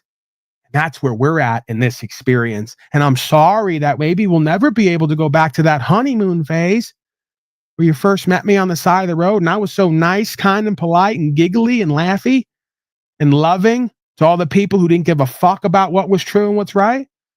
And I was doing that for me. And I'm going to continue to do that for me in my day-to-day life. But when I come on here with this audience and other folks, you need to understand there's an arc here and a trajectory. I did 3 to 5 years of interacting with the majority of the public, and I've been disgusted about what I've seen and gotten back on every level. Now, is there a minority of folks who are trustworthy, equitable, somewhat courageous, good faith, honorable, willing to walk the path, willing to contribute and support and co-create? Oh yeah, I'm thankful and grateful and blessed, and I'm here all day, every day for them. And I'm in private for them as well. Anything they need within reason, I'm here for it. The rest of you, not a good experience to have from my perspective. Not very inspiring. Doesn't leave me with much hope. Good thing the Tao teaches that hope is as hollow as fear. So we surrender in faith, all of it, at the end of this broadcast and before this broadcast. But during, you're going to get it. I'm going to foster accountability and responsibility. I'm going to point out what I see on the whole. I'm going to speak to that part of me that I know about me that's true for everybody else. And I'm going to compare and contrast the dynamics of folks' lifestyle, communication style, attachment style, and all the rest of it. Because it needs to be done. If not to entertain me and give me something to do every day, to give these folks some entertainment and source of reflection and introspection. There's no separation between any of us.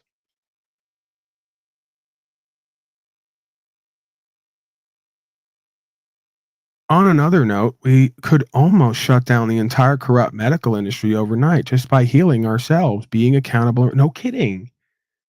No kidding. And then you know what the next level of that is? Not only learning to, like I'm doing right now, practicing healing myself. Right. But you know what? Oh, Paulie's back on his trip again. Like I'm some guy who loves court. I've learned to love it. Like I'm some guy who loves legal whatever process or you know, I've learned to love the whole thing to avoid being disenchanted or frustrated or discouraged. But it's like they go, that's Paulie's trip. You know, he loves like legal, lawful terms and paperwork, and the rest of us, no, it's what needs to be done. You want to stop the chemtrails in the sky that Matt Landman is crying about every day on Facebook, with 3,000 people showing up every day to cry with him while they make memes and sell shirts and books?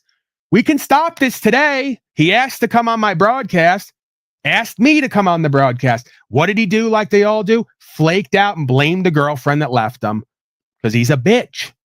Selling books and t-shirts doesn't make you any less of a bitch. And it doesn't bring resolution, by the way. It just gets you more money to be pathetic and embarrassing, which is what you want, Matt Landman, just like all of them do. You're not interested in going to court with me, class action lawsuit, to sue the chemtrailers and whoever's in that damn plane. We can get all the information. I'm going to have to do that next. And it's just dandy that I'm going to have to do it on my own or with Jennifer, because the majority of you bitch-ass beta males are too busy appealing to 3,000 or more baited out citizen slaves who aren't going to do shit either but cry online with you. Another beta convention. It's not going to get it done, boys and girls. So daddy's got to step out again.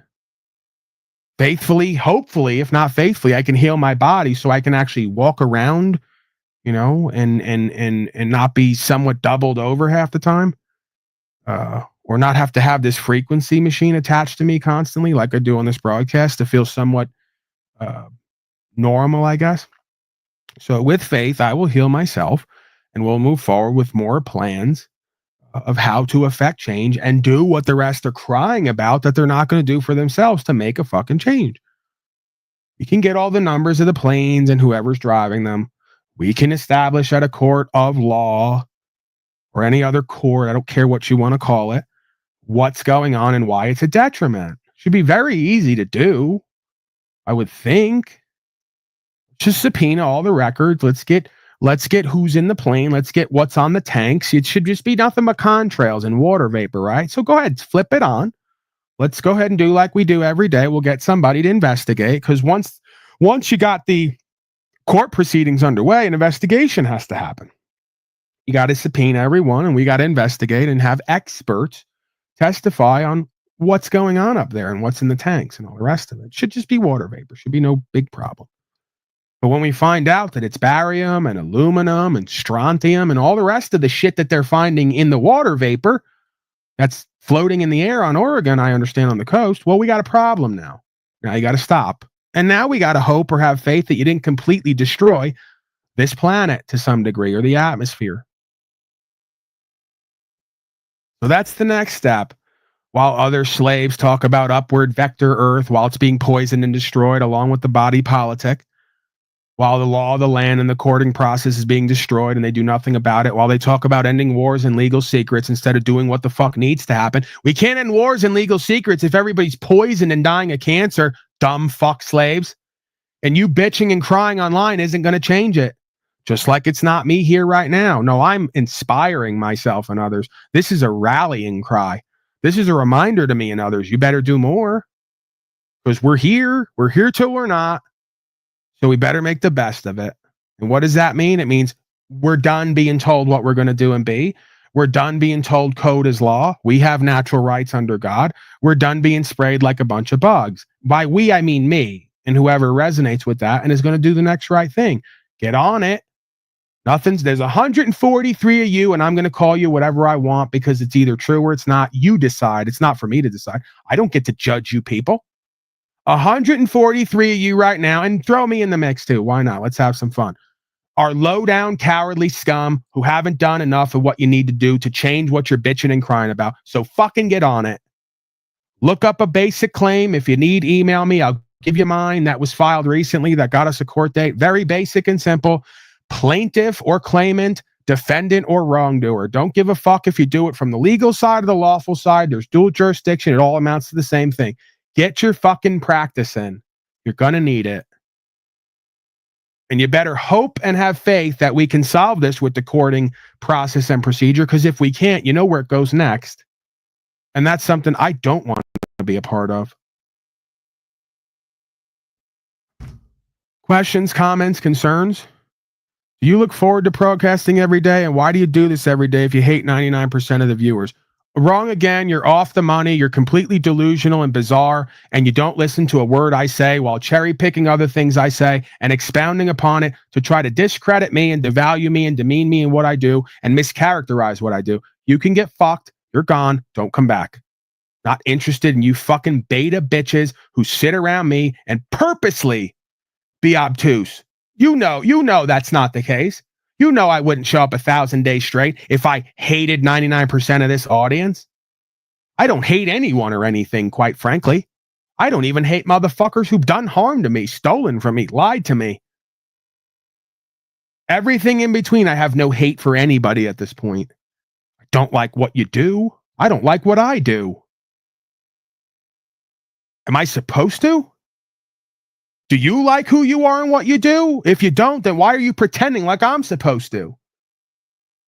Hate 99% of the audience. Go get a fucking tissue and cry it out and come back to reality. If I hated the audience, I wouldn't get up here and scream and yell and give my time, energy, and attention endlessly for them to get something out of whatever I'm giving. Newsflash. I'm not slack cotton the rest of them. I don't need to be validated here. You can't get validated here even if you wanted to be. Newsflash, I'd get more money and views if I did shorter broadcasts. It's because I care that I'm here. It's also because I want to practice certain things about me while I'm here. There's multiple reasons why I'm here. Instead of telling me why I'm here and not here, how about asking me, fuck slave?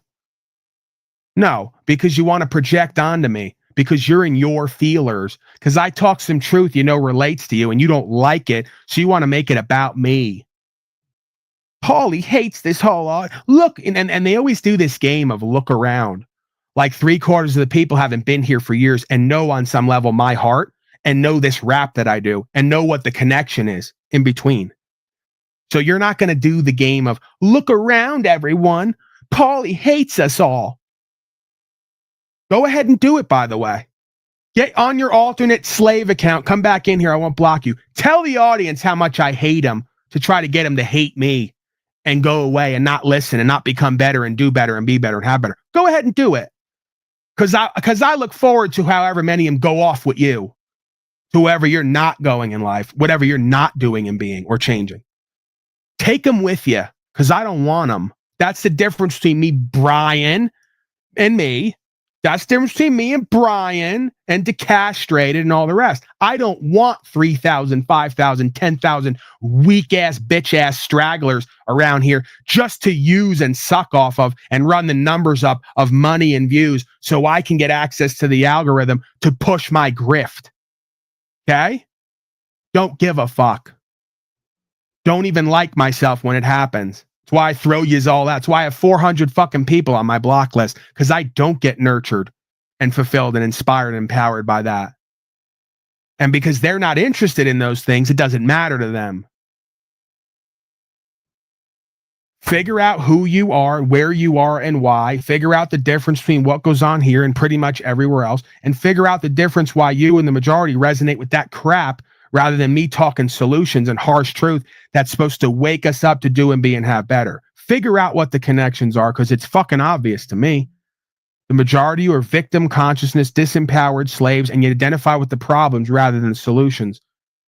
And you feel more in alignment with somebody who's beaten down and oppressed than you do with someone who's somewhat inspired and empowered and has solutions.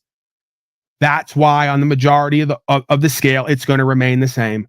That's why when you talk truth and you have actual solutions and you encourage accountability, you get less numbers and money.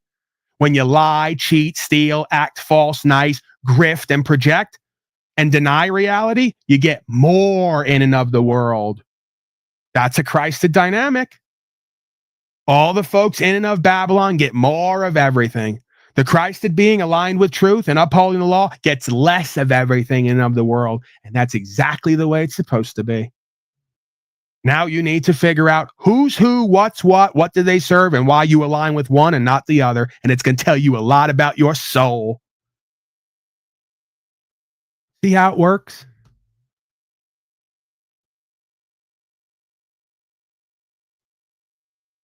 Not sure if either of these two pairs of earphones will work, but worth a shot. Give me a minute. Well, you got a minute.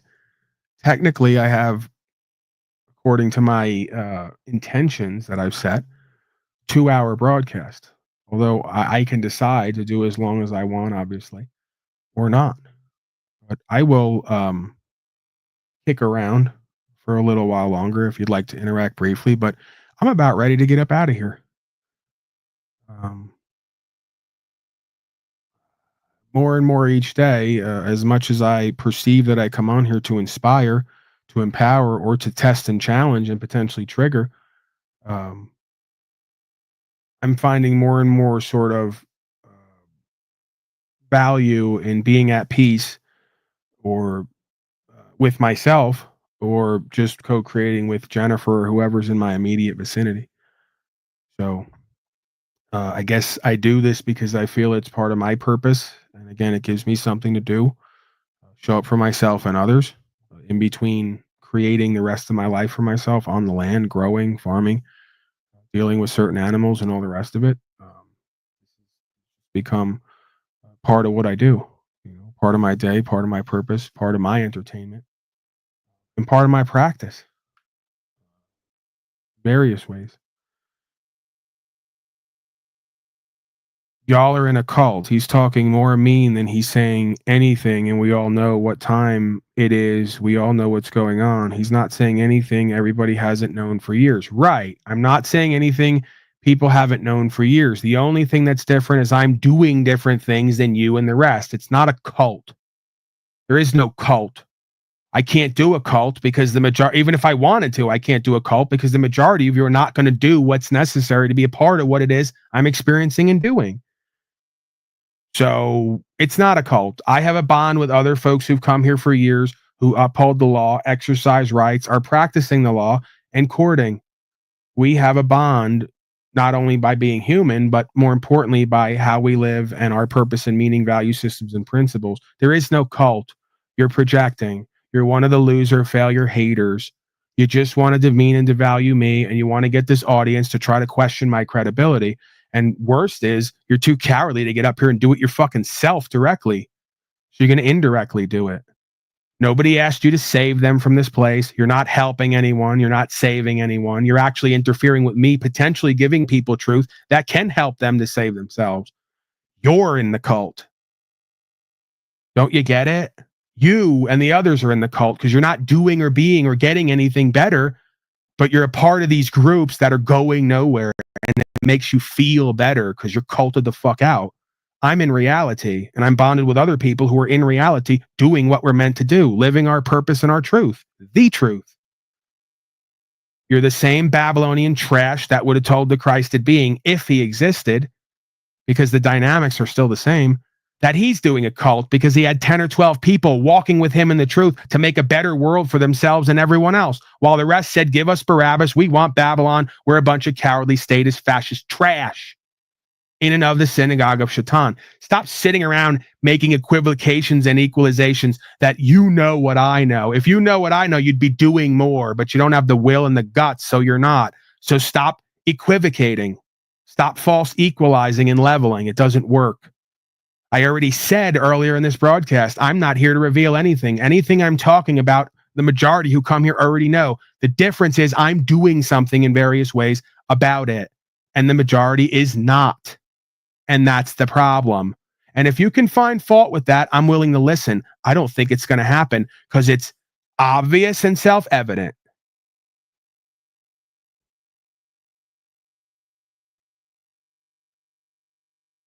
Radio flyer. Okay.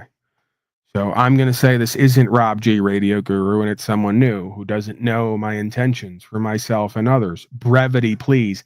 Unslavement. How's that for brevity? Freeing the mind and the ass will follow of this guy in the screen and everyone else within the sound of my voice. Emancipation from self-imposed suffering and slavery. Unslavement is as brief as I could get for you, sir or ma'am.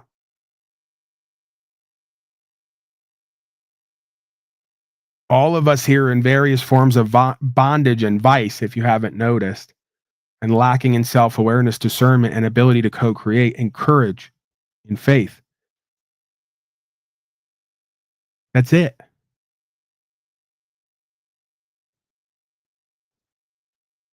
To be a part of a change, right? To be a part of actual true values and principles. To be a part of an idea whose time has come.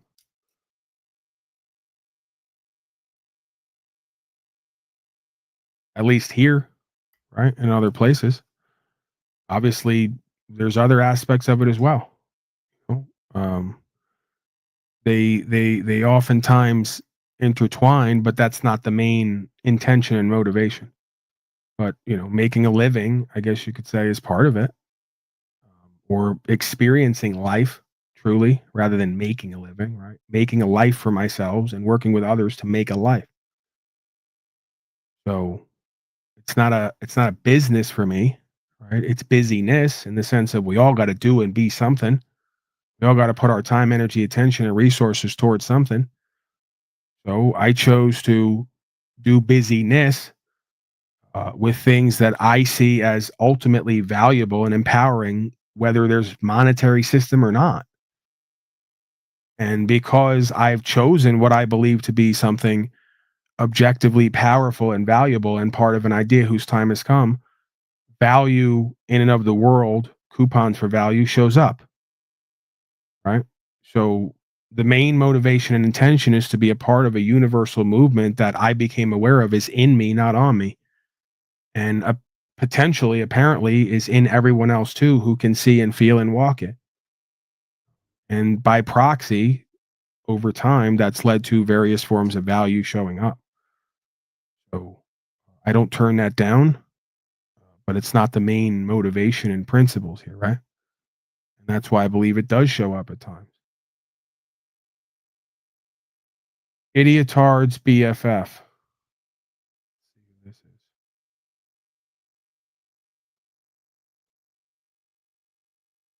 How are you, Idiotard? Can you hear me?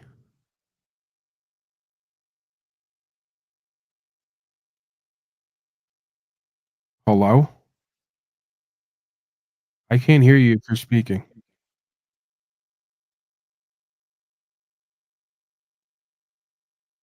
Testing, testing.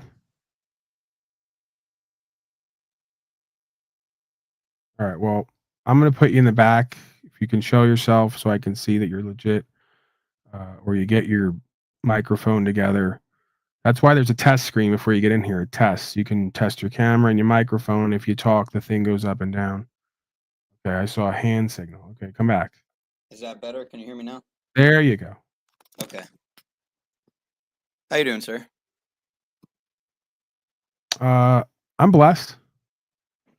Same, likewise. Is that Sean? Hmm? Is that Sean? Are you Sean? No. You're not Penal Power. Who? Penal Power? Penile power. No, I'm. It's definitely you, bro. I'm pretty good with words and sounds and all the rest of it, and I know it's you. Oh, I hope that's a good thing. Yeah, it's appropriate because I was thinking about you more recently. Wondering if you kicked the bucket yet, or if you just took a break, or just decided not to fuck with me in this place anymore. Yeah. Well, I hope whoever that is, he's cool. But I was gonna discuss an open case, so I didn't know if that's okay. I mean, it's kind of for my friends in my friend's defense. Okay, you're totally not Penal Power, but you want to talk about an open case. Got it. Let's go. Yeah. Well, I don't want to mention their name, obviously, because again, yeah, it's an open case. It's coming up in a couple days. It's an arraignment, and it's a misdemeanor, 2 misdemeanor case. Just petty theft and possession of prescription without a prescription. And long story short, he wants to hire an attorney, but he's also, he's got more reasons not to hire an attorney than to hire an attorney. Let me get this straight. He's stealing and doing drugs. No. back in last summer, that's when the charge came from. He was like caring for somebody, and he was in a bad way, I guess, on certain days. And on one of those days, he happened to, I guess, go into the crash cart and take a EpiPen, thinking that, you know, maybe one day it would come in handy, or it would come in handy actually immediately, considering the person he was caring for kept having allergic reactions to things.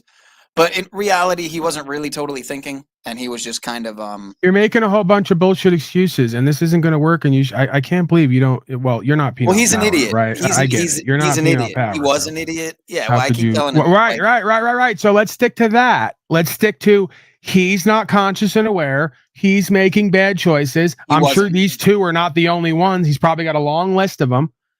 And that's led to him now being at court for taking shit that doesn't belong to him and being in possession of shit that he legally has no, I guess, authority to have. Now, again, where you run into the problem with me is not the mere possession of the prescription without the prescription. It's the taking of things that don't belong to you.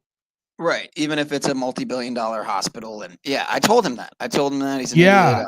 You're not the nurses. You're not, you come on. You all don't know that when you go to the hospital, you can't walk around and take whatever's not nailed down because you might use it someday. Give me a break. Yeah, he's an idiot. I told him that over and over again. So then that should be his non-defense. I'm an idiot. I made some bad choices. I'm repentant for it now. Is there a need to compensate? Everyone got back whatever was taken. I'm copping to the wrong I've done. Well, see, that's the thing, right? Is that I don't know. Do you want to retain honor and integrity, or do you want to bullshit and hire an attorney to get you out of this and pay him to do it? Because it's not going to happen either way. You're still going to have to pay a fine, get probation, go through the system. So, you know, I have a feeling I know what he's going to say. You want me to go in there and be honest? Yeah. That's called being honorable in good faith. That's called being repentant. That's called having some fucking integrity and being a man. And that's what most people are not going to do. They're going to hire an attorney to bullshit the court and everyone else, make everybody money, and destroy their honor for the rest of the time in this system. Because if you go back to court and you attempt to try to be honorable in good faith and stand on rights, they're going to say, no, you're the scum who hires attorneys to lie to me, and I don't care because it's all bullshit anyway, to make us all money and put yourself in dishonor.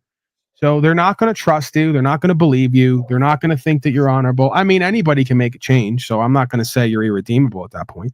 But you're then digging out of a hole in the future. As far as I'm concerned, I can't prove that, but that's how I look at it. You know, a reputation could take a lifetime to build and can be destroyed in seconds if you lack integrity. So in this situation, he stole something that didn't belong to him. I'm not going to encourage him to lie and say that he was in an emergency situation, so he grabbed whatever he could to treat something. That's where you were starting to go. I'm not going down that road because it's bullshit. And no administrator is going to believe it. What about the temporary insanity considering no sleep for days, complete... No. Complete. No. You're making excuses. Who told you not to sleep for days? Who told him or whoever else not to sleep for days? Well, it's more so based on the climate at the time, you know, caring for somebody who is completely erratically, you know, deteriorating mentally, dementia. I've not slept for days on end. It doesn't compel me to steal things that aren't mine. Right, but have you ever cared for somebody who was dying in a hospital bed? You're making excuses. That doesn't turn you into a thief. You're making excuses. Yeah, you're either a thief and a liar or you're not. So you want to be a thief and double down by being a liar instead of just take accountability. Right. I make bad choices regularly. Oh, your friend. Sorry. My friend makes bad choices regularly. This is another 2 on a long list of shitty choices that Uncle Paulie would probably have pointed out, whether we want to listen or not. And this is just another 2 on the string, right? So you get further in life by taking accountability, and you get respect when you say, I'm a fuck up, because that's what it is. You're not going to convince me or anyone else that it's anything other than what it is. Someone with discernment anyway. If you want to go to Slackcots and others, they'll bullshit you, baby you, enable you, and encourage you to lie and make excuses. That's not what goes on here, as you should know for your friend, right? So you get more respect. There you go. You get more respect and you keep your integrity and self-respect when you own up to what you're doing and not doing and just become better or not, right? Because then it's a choice at that point. So it's like, hey, I regularly make bad choices. That's why I need to start being more conscious and aware so I can get my head out of my ass and have a better life and not always wind myself in fucked up situations, right? And the quicker we come to conclusion that that's what's going on, the quicker we can change that. And then we don't have to go through the mess of bullshitting everyone else, embarrassing ourselves, paying to do it, and probably getting equal, if not worse off results at that. So like, again, what would I do if it was me? Can't tell you or anyone else what to do. Don't give legal or even lawful advice, but I could tell you what I would do.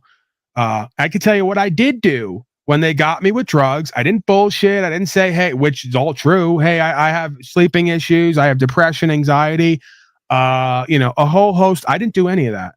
I said, I have drugs. I believe I have a right to use them. What say you?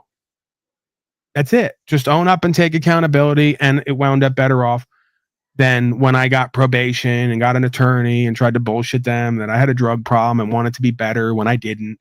Was still using. Just keep it all the way real, right? That's just that's what I would do. Hey, I fucked up. I made a mistake. I could give you my reasons why. Does it really matter? You think the administrator gives a fuck how much sleep you had or not? If he cares, he'll ask you, hey, you said you had some reasons why you did what you did, right? And you said they're not excuses. I'd like to hear some of them. Oh, you got no sleep. Oh, okay, yeah, that's great. You still stole something that wasn't yours. You still didn't have any right to take it, and then you were stupid enough to get caught doing it. So that's why we're here. Right? Well, he was stupid enough to be on camera in a military medical institution. Retarded, absolutely retarded. Yeah, there's no amount of not sleeping that would get me to be thievy enough and then stupid on top of it to do it on camera. Sorry. But I think something that may be in his favor, although again, if it was totally in his favor, obviously would have dropped the charges considering it was all the way in July and they're they cared enough to send a summons months and months later, about a month ago in December. And this is something that happened in July. But in his defense, I think it'll help if he is honest because he's sober now. He's not doing a lot of things that he was doing before. So if you want to invoke that, again, it's a fine line between just telling the truth and then it coming off as an excuse or justification. It's like you better preface it, and even then you're still kind of, it's like saying it's not this and then you say that's what it is, right? But it's like it's not an excuse, but I was on drugs and made a series of bad choices and that was just one of them, and I really don't have an explanation for it because I did something that I wasn't supposed to do. If you just teleport yourself back to your parents in their room where you want to bullshit them and lie and play games, and then they got to double and triple down and take shit from you to prove a point, you just take all the power out of the room. If you say, yeah, mom and dad, I took a cookie before dinner. I shouldn't have done it. I knew I wasn't supposed to. I did it anyway. And in the future, I'm not going to do it no more. Done. Over. He's learned his lesson. We don't have to fucking slave him. He's governing himself. He's taking accountability. He's being responsible. He's changing his ways. What say you? There's a good chance he's going to go to the prosecutor, whoever else, and going to say, you know what? Whatever, just give us the whatever, $200 and again, if it was any other situation with policy, statute, and code, I'd be the first person to tell them in the most polite way possible, I ain't their bitch and their slave, and they can get fucked in the most polite way possible. That still has the same kind of sentiment. I'm going to be free. I'm going to do what I want, and you can't tell me what to do with code because I have rights. You don't have a right to take people's shit. You know this. He knows this. You don't have a right to take medications from a hospital on camera that aren't prescribed to you and are there for their usage. So there's no getting out of this. There's no bullshitting someone who's a bullshitter or who can see a bullshitter. And the only way you're pretty much going to get out of this without getting out of it is throwing yourself at the mercy of the court. And, this is a different situation, right? 95% of cases that don't involve loss, injury, and harm, I can tell you what I would do. And you see what I tell you what I do. And it's not this. In this case, you don't have a leg to stand on. And if you try to, they're going to get pissed, just like I would. If you make excuses and justifications, they're going to presume you need a daddy. Right. All right. So essentially own up to it. Don't step on your own foot by saying more than you need to say. And Yeah. I mean, I mean, because am he I doesn't off know on any of that? anything. Does that make sense to you? Yeah, I mean, he's just a little, scared, admittedly, because he thinks that, he doesn't really know much about legal process, about courting, in terms of, going against a prosecutor who's going to, be communicating with the judge, communicating with the. He just doesn't know what the fuck to do, man. Because when he was I would younger, reach out to them privately and I would attempt to operate in good faith, tell them I made a mistake. I have some things that were going on at the time that may have been part of the reason why, but I don't even want to talk about that because it probably doesn't matter to you. I made some mistakes. I'd like to own up to it and I'd like to reconcile with my fellow man. If you do that, you're not in dishonor and bad faith. You're not contesting anything, and then there's nothing they have to punish you for. Right? The punishment usually comes when you bullshit, when you double talk, when you play games, when you insult people's intelligence, when you deny what we all know to be true. Then they go, okay, you think you're going to do whatever you want to do, and okay, we'll show you who's in charge. If you actually take charge over your own life affairs and the truth, and stand on that, and attempt to be honorable in good faith and reconcile, it takes all the power out of the room and the desire to want to slave you. Just this system is for people who are godless and have no conscience. You have to have done harm to you for you to recognize you did wrong. If you recognize you did wrong, why would we do harm to you? Or why would we lock you up? Or why would we take anything from you? You already get it. The same thing with a child. You only put the child in timeout and take his shit when he won't own up to it and do better. If he owns up to it and do better, there's no need for punishment. Punishment is superfluous at that point. So, yeah, man, I would just say, listen, I attempted to contact him privately to reconcile. I see that I was wrong. I'm doing better now. I'm not going to do it again. And I'm reconciling with my fellow man.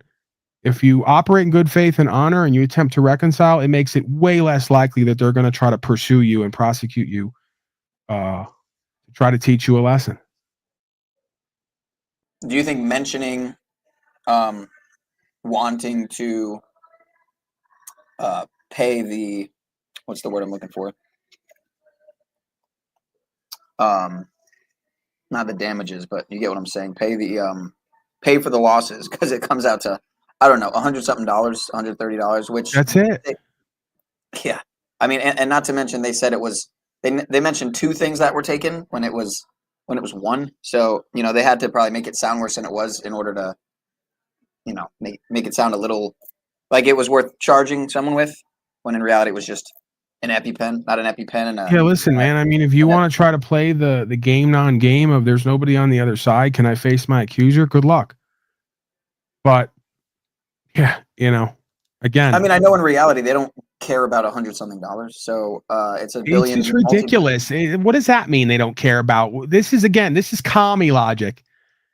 Don't give me Talcott non-logic. They don't care. They have billions. They don't care. If they had that attitude, they wouldn't have billions anymore. They'd have nothing, because people like you or your friend would steal everything that wasn't nailed down.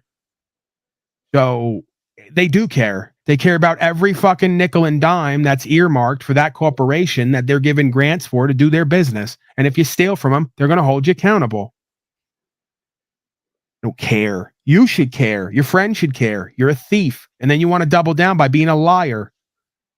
Why does anyone else have to care about $150 for you and others to start giving a fuck about yourself and your reputation? Am I missing something here? Do you think you could put $1 million on a table in front of me and walk away and not even know you dropped it out of your pocket? Do you think I'm going to take $3 fucking of it to destroy my own sense of self-respect and dignity and integrity? No, because I don't take what's not mine. If I want it, I'll ask for it. Hey, you got $1 million. You could spare some, no? For old Paulie boy? You ask and it's given. Ask and ye shall receive. You have no right to take anything that doesn't belong to you. And it's rule number 1 if anybody had any fucking parents who taught him how to live and be a human being. So whether they care or not, I care. I don't want to be a thief and a liar. I don't want to be a loser, broke failure. Because if you had a job, if your boy had, whoever it is, if they had a job and had some money, non-money, they wouldn't have to steal every other thing that they get. So that's what happened. It wasn't that they were up for 3 days and on drugs. It's that they're a loser failure who's poor and broke, doesn't have the value and the means and the confidence to get what they need. And instead of working on all those things to better themselves in their life, think they're going to take whatever's not nailed down when they think they can get away with it. And Right, to fill newsflash, you that- can't to get fill away that with hole. anything here because God's always watching and you're always watching. And they're both connected. Yeah, I think he's come to realize that he's just filling that hole, you know, that from not doing those things that you just mentioned there. So That's fine. That's your motivation to do it now. Right. Why do you think I show up on this broadcast a lot of the time? Because I'm making up for lost time. When I just wanted to kick around, steal and lie, smoke dope, hang with other losers while I was insanely nervous the whole time and wasn't at peace because I was part of something without being part of anything. Why do you think I show up 1,000 or more days straight for myself and these people? Because I'm creating a place to be that is somewhat productive. I produce something here. I create something here, right? I get to be a part of doing something and being something and creating something here. So tell your friend to take all that now newfound sort of fear and anticipation and emptiness and hole and use it to propel them to work on becoming and doing and being better. So you don't ever have to look like that and feel like that again. Because there's going to come a time in everybody's life where they're going to be old and even more weak and white and pathetic, like Wizard and Slackcott and all the rest. And when that day comes, even still, you don't get an excuse because they're all able-bodied. They can yap 8 hours a day online, which means they can work like Jennifer does, teaching the children on Zoom. They can work for what the fuck they have instead of lying, grifting, cheating, and stealing and being entitled. They choose not to. And apparently, they've never learned enough to have enough shame, to have emptiness and a hole in them that drives them to do and be and have better. Well, good for your friend that he has potentially early on in life.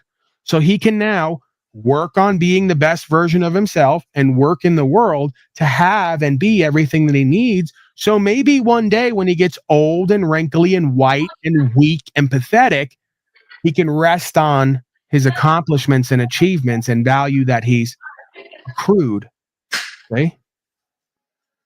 This is a lifelong process. You got to live your life in the present moment, but you got to have some apprehension of what the future holds, right? So we work today so that when tomorrow comes and we can't work or don't want to work, we're able to somehow still survive and have everything we need and then some, right? So better work hard now while you got the youth. Better make all the right moves and investments. When you don't, learn from it and do and be and have better, and set yourself up for those days where we go into our second childhood, you could say, right?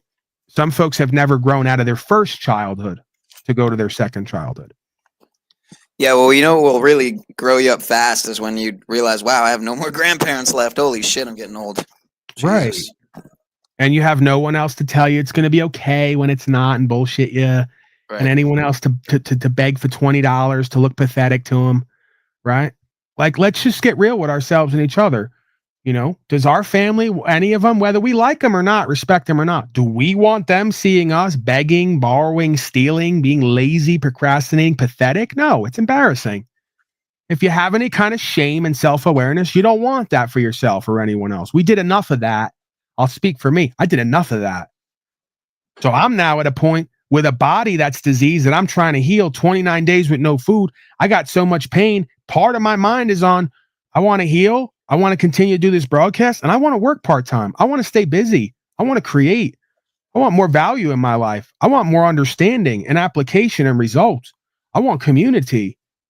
I don't want to be a lazy, pathetic, procrastinating, commie, collectivist scum who sits around and doesn't do and be anything and expects people to give him shit. Not a good look, bro, for any of us.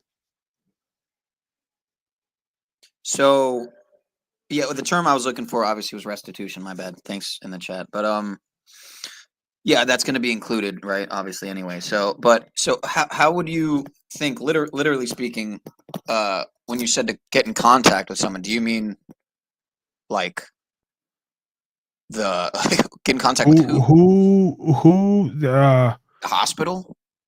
Yeah, there has to be, like anything else, man. You start opening doors. And the question is also the item in question, if in the chance that it was actually taken home and that it wasn't left in the room. Because my guess is if it was left in the room, they probably didn't document it. Otherwise, they wouldn't have put the charge forward. So my question is it worth, looking at the home of the grandparent to see if it was taken home with the insulin pens and the other stuff? Return their shit Then to they could them. provide the right. If So you then- know where it's at, we're very veiled and kind of generalized here, but I get the point. If you believe you know where it's at, contact a representative, somebody who has pull, not just some jerk off security guard or whoever, somebody who's a manager for that wing where you are, someone in a managerial position, someone who may have knowledge of even the charges, and say, listen, I don't know where my head was at. I'm a fucking dumbass. I took some shit that doesn't belong to me. I have it here now. It occurred to me I have it. Can I please just drop it back off and return it and reconcile and compensate however necessary? Odds are they ain't going to tell you to give them an extra $50. Just going to say, we want our shit back. We want you to know you can't steal from us. So once we got that out of the way in private, what is there to go to court for other than to establish, hey, I don't know. I'm whacked out. I was on drugs. I didn't get no sleep. I'm a bitch. I took something that doesn't belong to me. I gave it the fuck back. I realized that I shouldn't have done it. And I reconciled. And I want to be forgiven for my transgressions and trespasses. And see where it goes from there, man. There's a good chance if you give them their shit back and you reconcile with them privately, and they may drop the charges at that point. If you really care and you really own it and you're honorable and you talk to the right person, there's a good chance they say, you know what? Why even waste this time? We got our shit back. He knows he did wrong. He already got the point proven to him that we see everything that goes on here. You ain't getting one over on us. So let's just drop it and move on. And if not, then you at least get to go to court and say that you tried to do the right thing privately before dragging this controversy into the public. Right. Yeah, he's extra stupid also because he should have done this a while ago, considering the court is on Tuesday and the arraignment's on Tuesday. But again, that's just the arraignment. Not extra stupid. Use the right words to communicate the problem so we can solve the problem. Identifying the problem is the first step to solving. Procrastinating, lazy, cowardly, dissolute, all the same things that apply to a lot of folks, including me, for the largest portion of my life, and still has to be worked on at times. Because I don't want to do the paperwork, right? Jennifer, write up the paperwork. I don't want to do the paperwork for the court case, right? I'm not talking about something I don't know. That's not true for me. If I let me be, I will be fat and lazy and procrastinating and do the least and expect more and have everyone else around me working for me till they get sick of me and my bullshit. Yeah, there was no, just to answer Red 40's question, there was no lockup. It was just, he got caught on camera, and then, months later, the court summons came. But he knew that the whole time that something would probably come of it because someone at the hospital told his grandma that, they'll be prosecuting. So, so he was just kind of waiting. He kind of forgot about it, actually. And he's an idiot. Is the moral of the story. And right. I believe he may have also been told at one point, you can't stop the death process. You've lived a full life with the grandmother. Get the fuck out of her face and out of her space. Let her die with some fucking dignity and stop busting her balls in various ways. And one of the last things that she had to experience was not Sean's friend stealing EpiPens from the fucking hospital and being prosecuted. Wow. We're so glad we had everyone to care for everyone and to project their fucking neediness and feelers on everyone. But we're not gonna harp on what's already seems to be known and understood and realized, because it's a process, right? Paulie boy had his head up his ass till late in his 20s till he finally realized he didn't want to be a loser, pathetic, embarrassing, cowardly failure anymore. Then we got to doing some fucking work on self and in the world. So we learn the hard way, man. Us addicts, we fucking learn the hard way. We wouldn't have it any other way. So now we can use that sort of guilt and that shame or whatever to transmute it and say, okay, we're done being guilty and shameful for obvious reasons. We're going to do and be and have better now. Those days are over. We never had to live like that to begin with. That was what we chose. You know? So you live and you learn, man. We don't beat ourselves up. We recognize this is a long game. You live and you learn, and oftentimes you got to do wrong to get right. That's usually the process. You go to any biblical scripture, it's people doing wrong till they realize they got to get right. You know, so we're not alone here. Far from it. Well, I'm going to continue listening. I kind of got to get out of here. This restaurant's closing, but it was good talking to you, and I'll catch up. I'll be back. I want to know. I want to follow up and let you know what happened. And yeah, I'll be here. You can give me the update or whatever. You know that we have a care for you here, and that we want to see you win, whatever that means to you in your life. You know, it doesn't even have to be a loser winning thing, but you get what I'm saying, I'm sure, when I say that, right? We want to see you just like you would want to see you and your friend and everyone else grow into who and what we're meant to be, not stagnate in our growth and accept less for ourselves in all ways and be an embarrassment to ourselves, right? You're better than that. You and your friend and everyone else are better than that. You know, you got your health to some degree, you know, you got a decent mind and heart on you. You know, you're not obese and look like an albino gorilla, apparently. Oh, dude, I put on like 30 pounds, actually. No, I'm just listen. You know, I'm just saying that there's a lot worse people and places off you could be in life.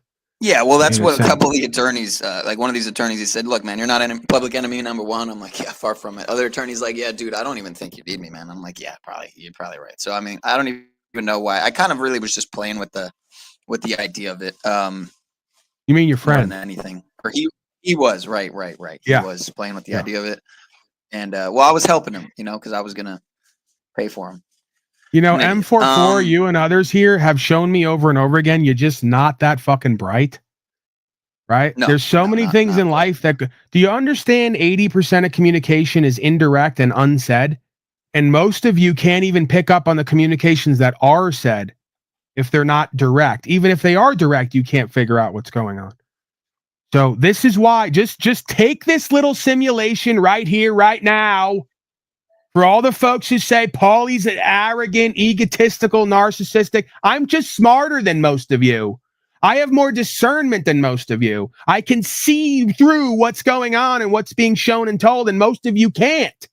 And this is just one small example of it. So don't ever come back here and tell me there's no difference between how we see and process and understand, because it's fucking self-evident and obvious constantly on this broadcast. You can't read yourself, others, or the room to save your motherfucking life. Wait, so it is you. No, it's his friend. Didn't you hear him? To be fair, we're kind of both retarded, so it's clearly his friend Hunter Biden. Right. Didn't you hear him? Right. Except it's Biden, but yeah. Yeah. So yeah, I'll see y'all soon. Thank you, Sean. Much love. Good seeing and hearing from you. Seems that you got a fire under your ass now. You want to do and be and have about y'all. Don't think I haven't been thinking about y'all. Just kind of going through a pivotal life change experience, time, etc. right now. So good. Many things on my plate. I'm looking forward to it. Like Lee said, might as well learn while the offense is minimal. So small and fixable. Right. And not felonious. We get multiple opportunities in our life. This is not an accident. This is synchronicity. This is a small setback to reorder the rest of your life. This isn't just, you know, your friends, EpiPen, and all the rest of it. This is a clear, concise moment in time where you're given an opportunity to change your life on all levels. Right? That's just how I see it. And again, I've told you and others that this is how the universe works. Your best efforts to avoid reality are only going to lead to reality smacking you in the face. Just be glad and happy. Your friend only gets a light tap, right, for the time being. if this is not taken as a life-changing experience to reorder the rest of yourself and your life, this will probably happen again and more. There's no telling if it won't happen again anyway. The difference is next time it'll be different circumstances, potentially for the right reasons, and you'll be more prepared within self. Your friend will, to meet life on life's terms, right? So this is a long game process. Be thankful and grateful you got this lesson now, and work with your friend there to reorder everything we can about ourselves to do and be and have better to avoid this in the future. And again, a lot of it's common sense, man. You know, we've talked about it so many times for so long. It doesn't start to take until we get to these moments in life, right? So no harm, no foul. Just do what you need to do from here on out. All right. Over and out. I appreciate your time, man, as always. All right, brother. All right. Talk to you soon. Peace, everybody. See you later. All right, man. All right, there you have it. It's funny because I was thinking about Sean here and there over the past few weeks. I go, well, I wonder what that kid's up to. Whatever happened with him, where he's at. I had a feeling that he was taking a break from here or other places because he was going through the change, so to speak. That's usually what happens. John Vance is another one, it seems. There's many of them. They come here. They get a little bit put off by me for obvious reasons. They mistake what I'm telling them or what I'm doing here for something else. Then life happens and they realize, oh, Paulie Boy was my worst enemy because I was living in denial and delusion. He can also be my best friend if I choose to live in my truth, or more importantly, the truth. But I'm a little bit wary of that whole my truth thing. It gets lost in translation with a lot of folks. So again, I'm only a facilitator here. The universe ultimately is going to reveal, and ultimately it's going to put the fire to everybody's ass beyond just my big fat mouth to do and be and have better, right? So I'm just working with that process as much as I can interpret or intuit. And again, it usually always happens the same ways. You know, it's always reflective and holographic. Yeah, good to see. You know, Sean's one of those ones who, and his friend are one of the ones who have some potential. You know, he's a good-hearted kid. He's almost in his fucking 30s. You know, the East Coast thing. He's a good-hearted kid. He's got a pretty quick-witted, intelligent mind if he uses it. You know, I see a lot of myself in him. He's an attractive kid. If I'm going to say I see myself in him, I may as well go all the way. He's an attractive kid in the sense of he's a young guy. He's got his health. He's fairly good looking from what I can tell. As much as I can say that without sounding completely gay. I mean, you know, I'm comfortable in my non-masculinity in this moment. You know, I don't mind saying that.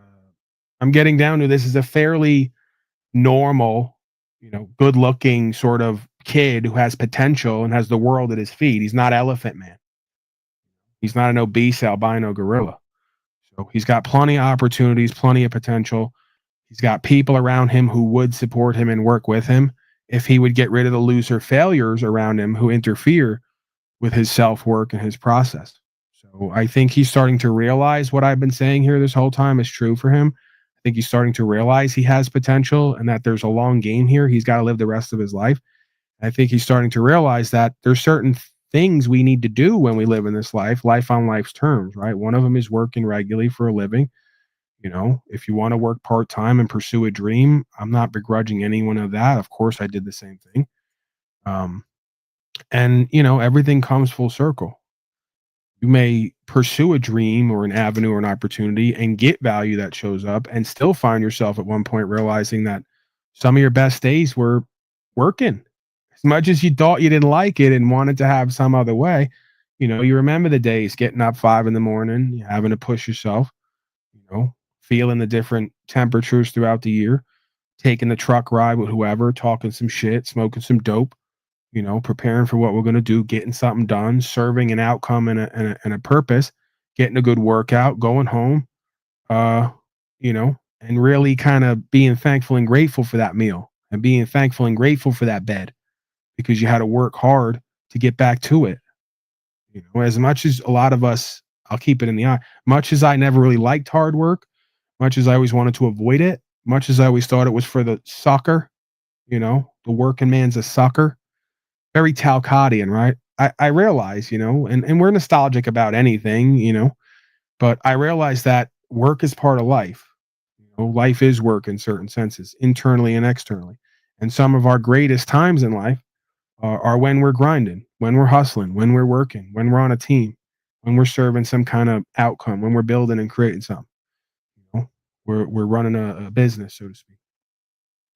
Is it really about the money at the end of the day? This is what the commies don't get.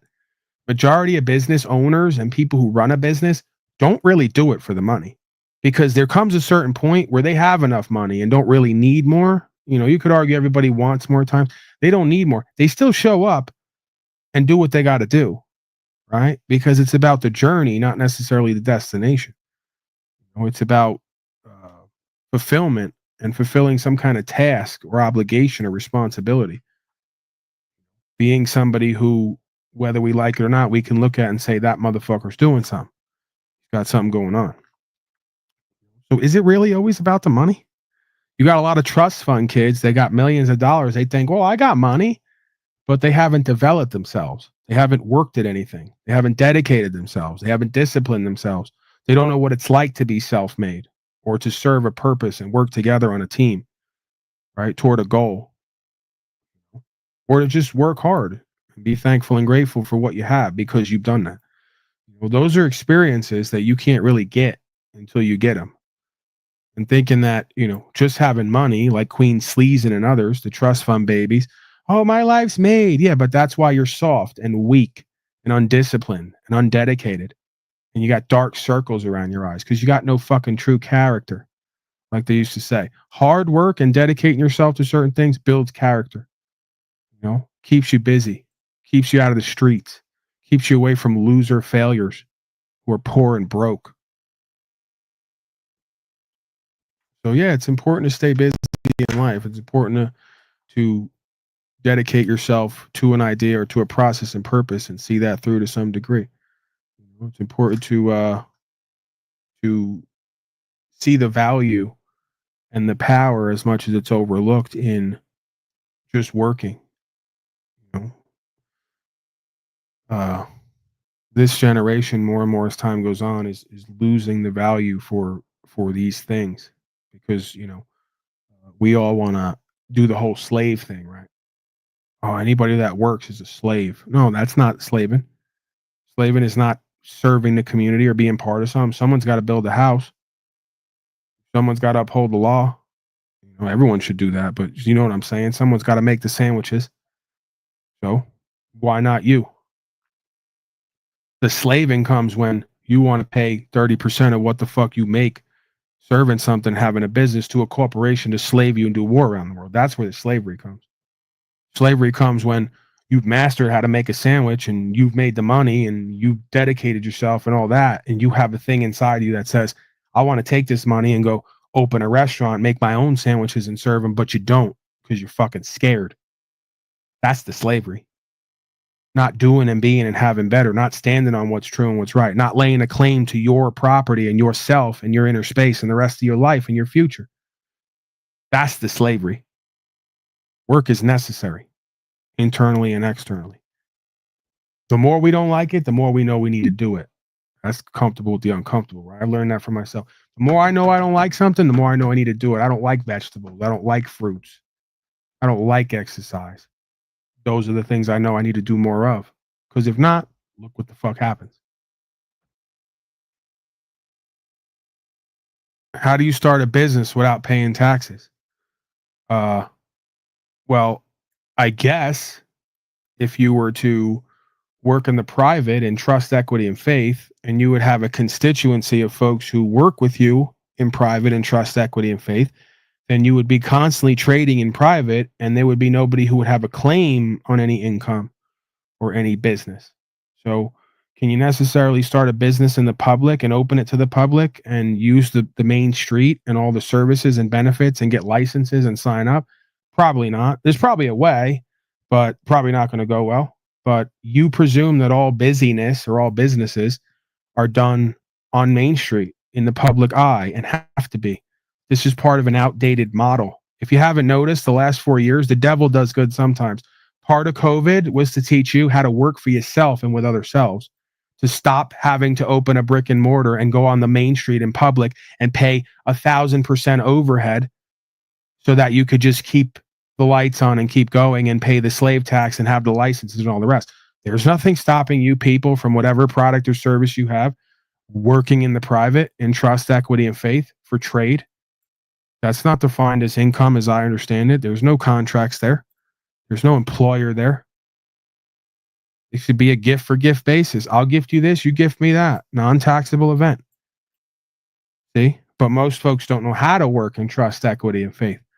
Most folks don't know how to do anything other than be on Main Street with licenses and registrations and business models that are outdated and retarded. Makes no sense. Anybody knows that.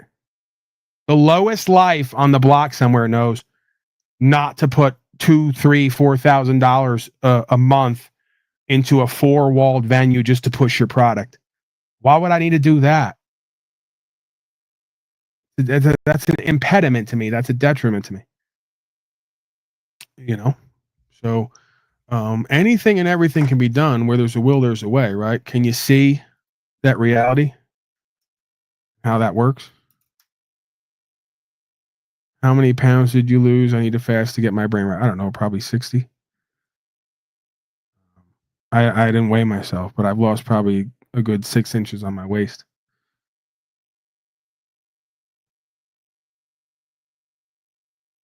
Bartering, if you want to call it that. I don't know. Do I have to use synonyms? Trust, equity, and faith.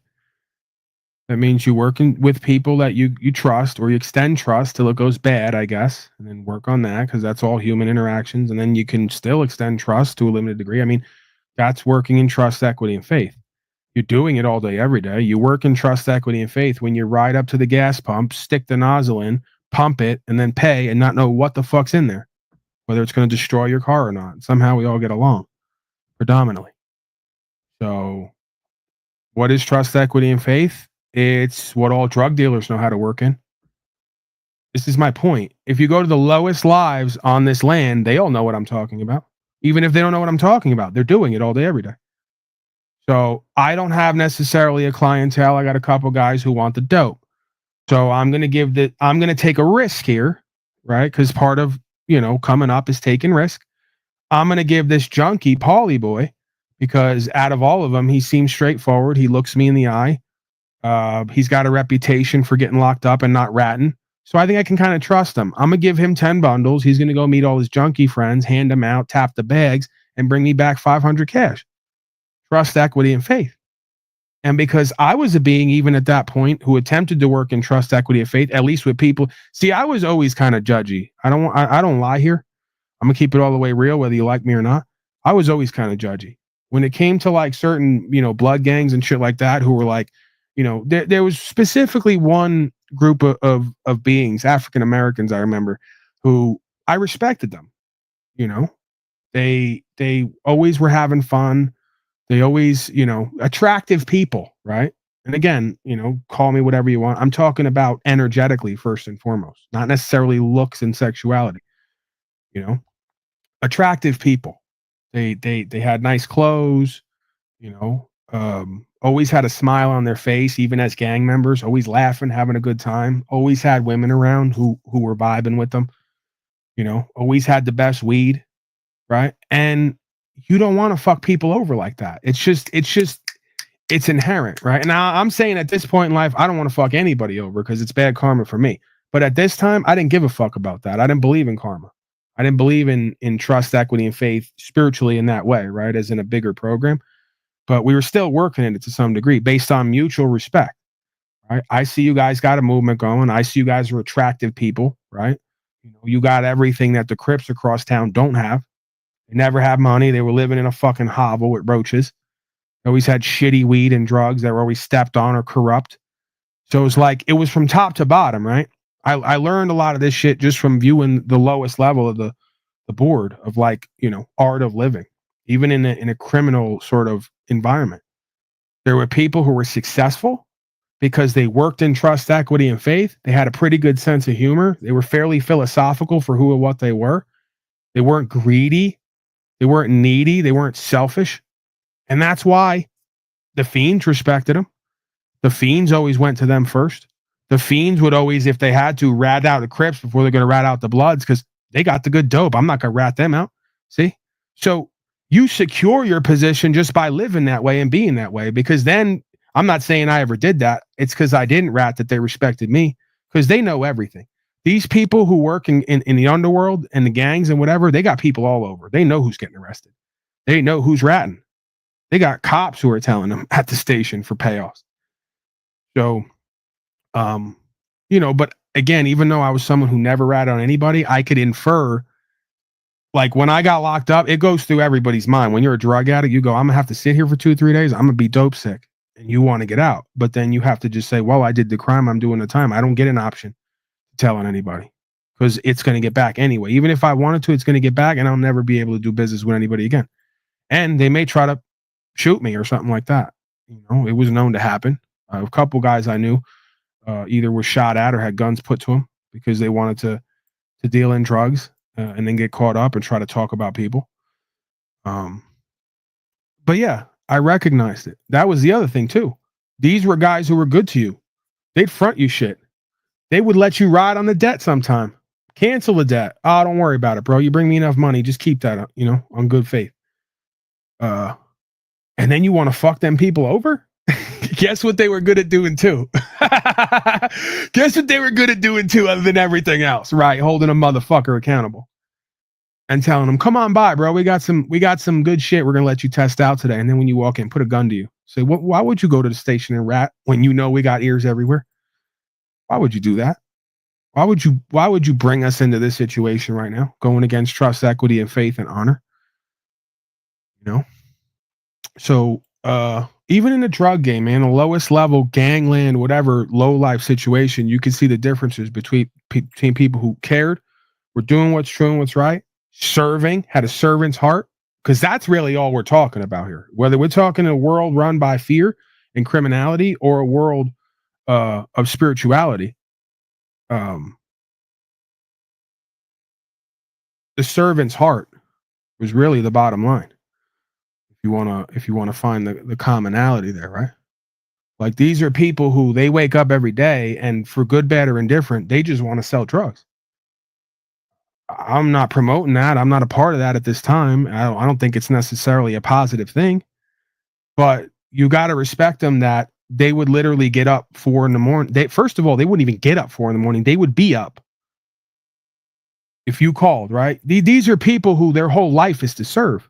That's what they used to call selling drugs, serving, pushing product and serving. So it's the same idea. Their whole life amounted to them serving. It wasn't partying. It wasn't fucking bitch. They did all that in between, but there was never a time you're going to call them where they're not on the clock.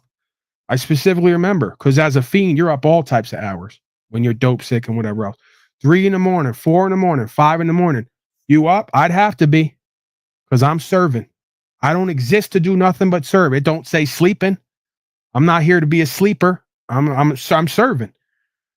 Right? So that as much as I didn't realize it, I guess later it's all the same theme, right? Because the whole universe is holographic and reflective. You can't escape the dynamics no matter where you go.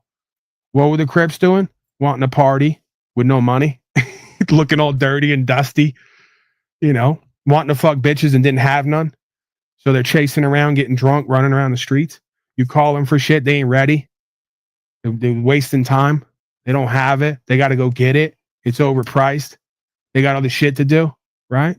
That's not a servant's heart. Drugs or God, doesn't matter. It's the same idea. So I specifically remember the differences. And that's why, because the Crips didn't have a servant's heart. They were always bummy. They were always in a shitty location. They were always getting sort of not respected by other crews around town. They were always getting ratted on and getting the door kicked in because the fiends didn't respect them and their product and wanted to get back at them when they got arrested. So even in that venue, just having a servant's heart and only living to serve literally protect these guys on every level.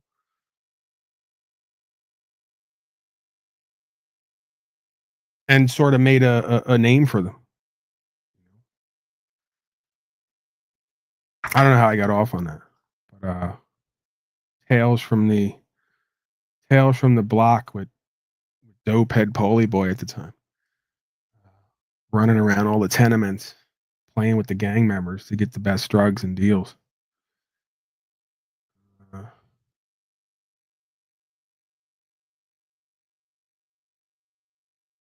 How to run a business, right?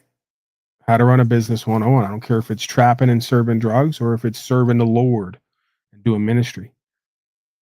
The whole reason that we exist here is to serve in various ways. The faster you get in alignment with that beingness, which most are not in, the faster the universe gets alignment with you and starts showing up with value. The faster you start to find your purpose and meaning in these situations and circumstances. It's not a coincidence. It's not an accident. So it's like, Crips are always bummy and miserable and angry because they didn't give a fuck about serving the customer. All they gave a fuck about was trying to cheat the customer and bullshit, try to get more for less. The Bloods always had a good sense of humor, felt good about themselves, had all the best shit because they only existed to fucking serve. You could take that dynamic to heroin. You could take that dynamic to anything that you do. And I would bet you, if you show up for yourself and others with a servant's heart, you only exist to serve and put out what you have and work in trust, equity, and faith, you're going to get something back different than the rest. Paulie's got the hardest widow's peak in the game right now. I'm not even widow's peaking right now. Not even widow's peaking. I edged it up. This over here, I don't know what this is over here, but who cares? This ain't a fashion show. I look pretty damn good lately, I got to tell you. For somebody who's at death's doorstep potentially with constant pains, essentially some kind of cancer, it feels like, and seems like with the lumps, I look pretty damn good, all things considered. And I feel good about the fact that I can look at myself and say that, because the majority of my life I didn't have that experience when looking at myself in the mirror. I'm always kind of down on myself for the way that I look. So,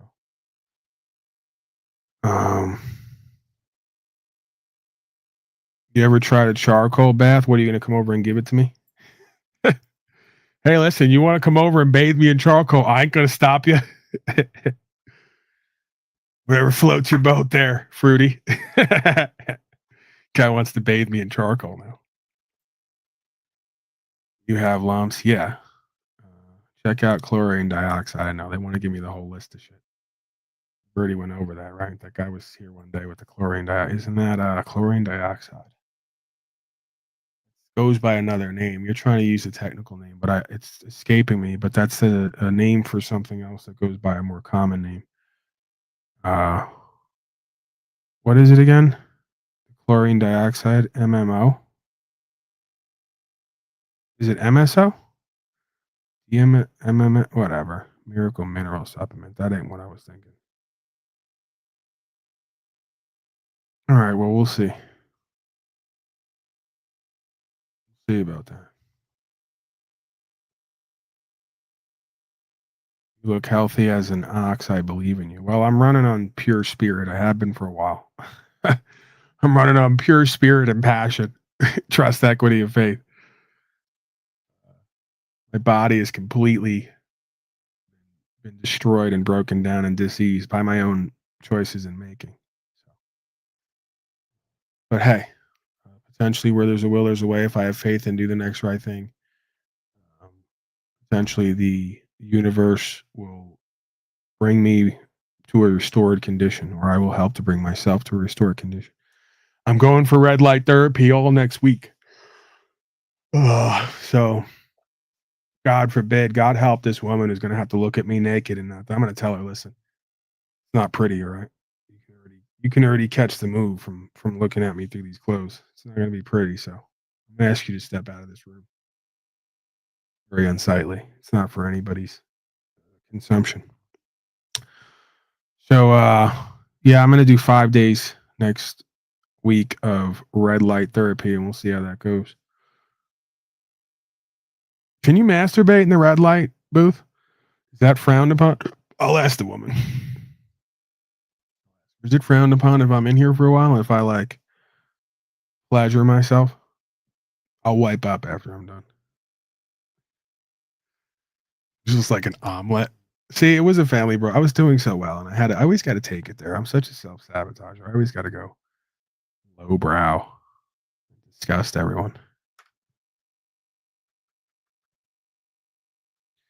All right, I'm out of here, people. All right. Done enough looping for one lifetime. Shout out to Illuma Tranny for restoring TCC. The devil does good sometimes.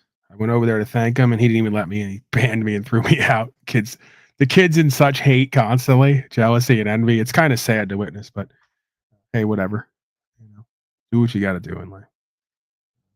The off chance or the on chance, because I'm sure always watching and listening. On the on chance that he's watching and listening, salute to you, Illuma Tommy. I'll thank you here because you won't let me over there. Thank you for being the one of the few, Gorilla Gems tried to as well, for restoring the Talcott Clip Collection videos about Slackcott, because they are classic. Why should we have those moments lost to non-history? Okay, back tomorrow, somewhere between 12 and 5, MDT. Much love, much love. Someone go tell Nacho Keister and John Spazio and all the rest that Daddy still loves them. But obviously I don't like what they do for obvious reasons. They don't like what they do and who they are either, so we could bond over that. And then, I, like the Tao speaks or is written about, I watch the movement of beings, but I contemplate their return in the sense of, if not to me, here, or away from here, to the truth, to source conscious and awareness, if you will. And no, I don't mean I want them to die. That's one way of interpreting that.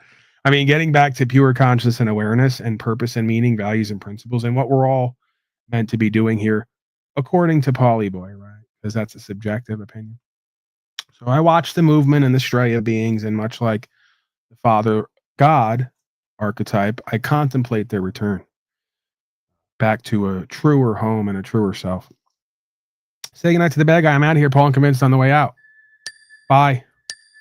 Hey, who the fuck you think you're talking to, huh? Who the fuck you think I am? Fucking dumb boy? Come on, brother. Do you want to go to war? Come on. Do you want to go to war? We'll take you to war, okay? This is an arduous task. You need discipline and will. There's nothing fucking guaranteed. That's called being a man in life. Where else in life do you get fucking guarantees exactly? Can you find something in life being a fucking man that you get a guarantee over and isn't worth doing because it's difficult, testing, challenging, and requires something of a motherfucker to get it done? Where are we at here? Seriously, what fucking realm am I in? Bunch of inauthentic corporate beta males who want to just say shit that makes no sense and avoid the inherent hierarchical power and value systems, meaning and purpose and principles written into the cosmos and the fabric of reality. One with self in conscience. Would you please stop? We're done. I'm done with you. If I can see you and know you, the damn universe and whatever runs it can see you and know you, and it's doling out as we speak. I'm saying you gotta bang it out sometime. I'm saying you gotta go to a box sometime. I'm saying you gotta put some shit on record, surrender in faith, and not know where it's gonna end up. That's the whole point of doing what I do. Because nothing is guaranteed. It's called cosmic gambling, you bitch-ass motherfucker, and you wouldn't know nothing about it because fortune favors the bold, and you're not fortunate. You're an unfortunate slave. I can tell by looking at you. That's why we're in slavery and genocide, because weak fucking bitch-ass males create hard times. Go ask the Hopis who prophesied that. Don't argue with me. They're supposed to hate. If they ain't hating, right, then we ain't doing what's true and what's right. How many motherfuckers you think were hating on the Christed being in Scripture for walking around like he had a pair? For telling everybody and their mother and brother, you better hate your own father and mother if necessary to ride with this God in truth. They forget how that being was walking around telling them, you're a status fucking infidel swine, and so are they, and you better come out of her, my people, or we're all going into judgment. You folks still haven't figured out the only reason I got to this point is because I abolished my ego and aligned with universal law completely. What you perceive as ego is your ego and narcissism you're projecting onto me. I've killed off my false sense of lower self to unite with a higher sense of self to do what needs to be done for all of us. That's the absence of ego, not the abundance of it. Projecting fuck slaves. The egotistical, narcissistic ones are the ones who haven't done what I've done yet and continue to not do it because their fear runs their life. They're not faithful in truth. They're afraid of the damn truth, and they run the opposite direction into the arms of their captors, right? Or into a purgatorial state of delusion. Either way, same outcome: unactualized, unrealized, spiritually dead. Back to the recycling pit for you. See if we can get it in the next slide. Listen to me. Listen to me. I want to help you. I want to help you live the life you want to love.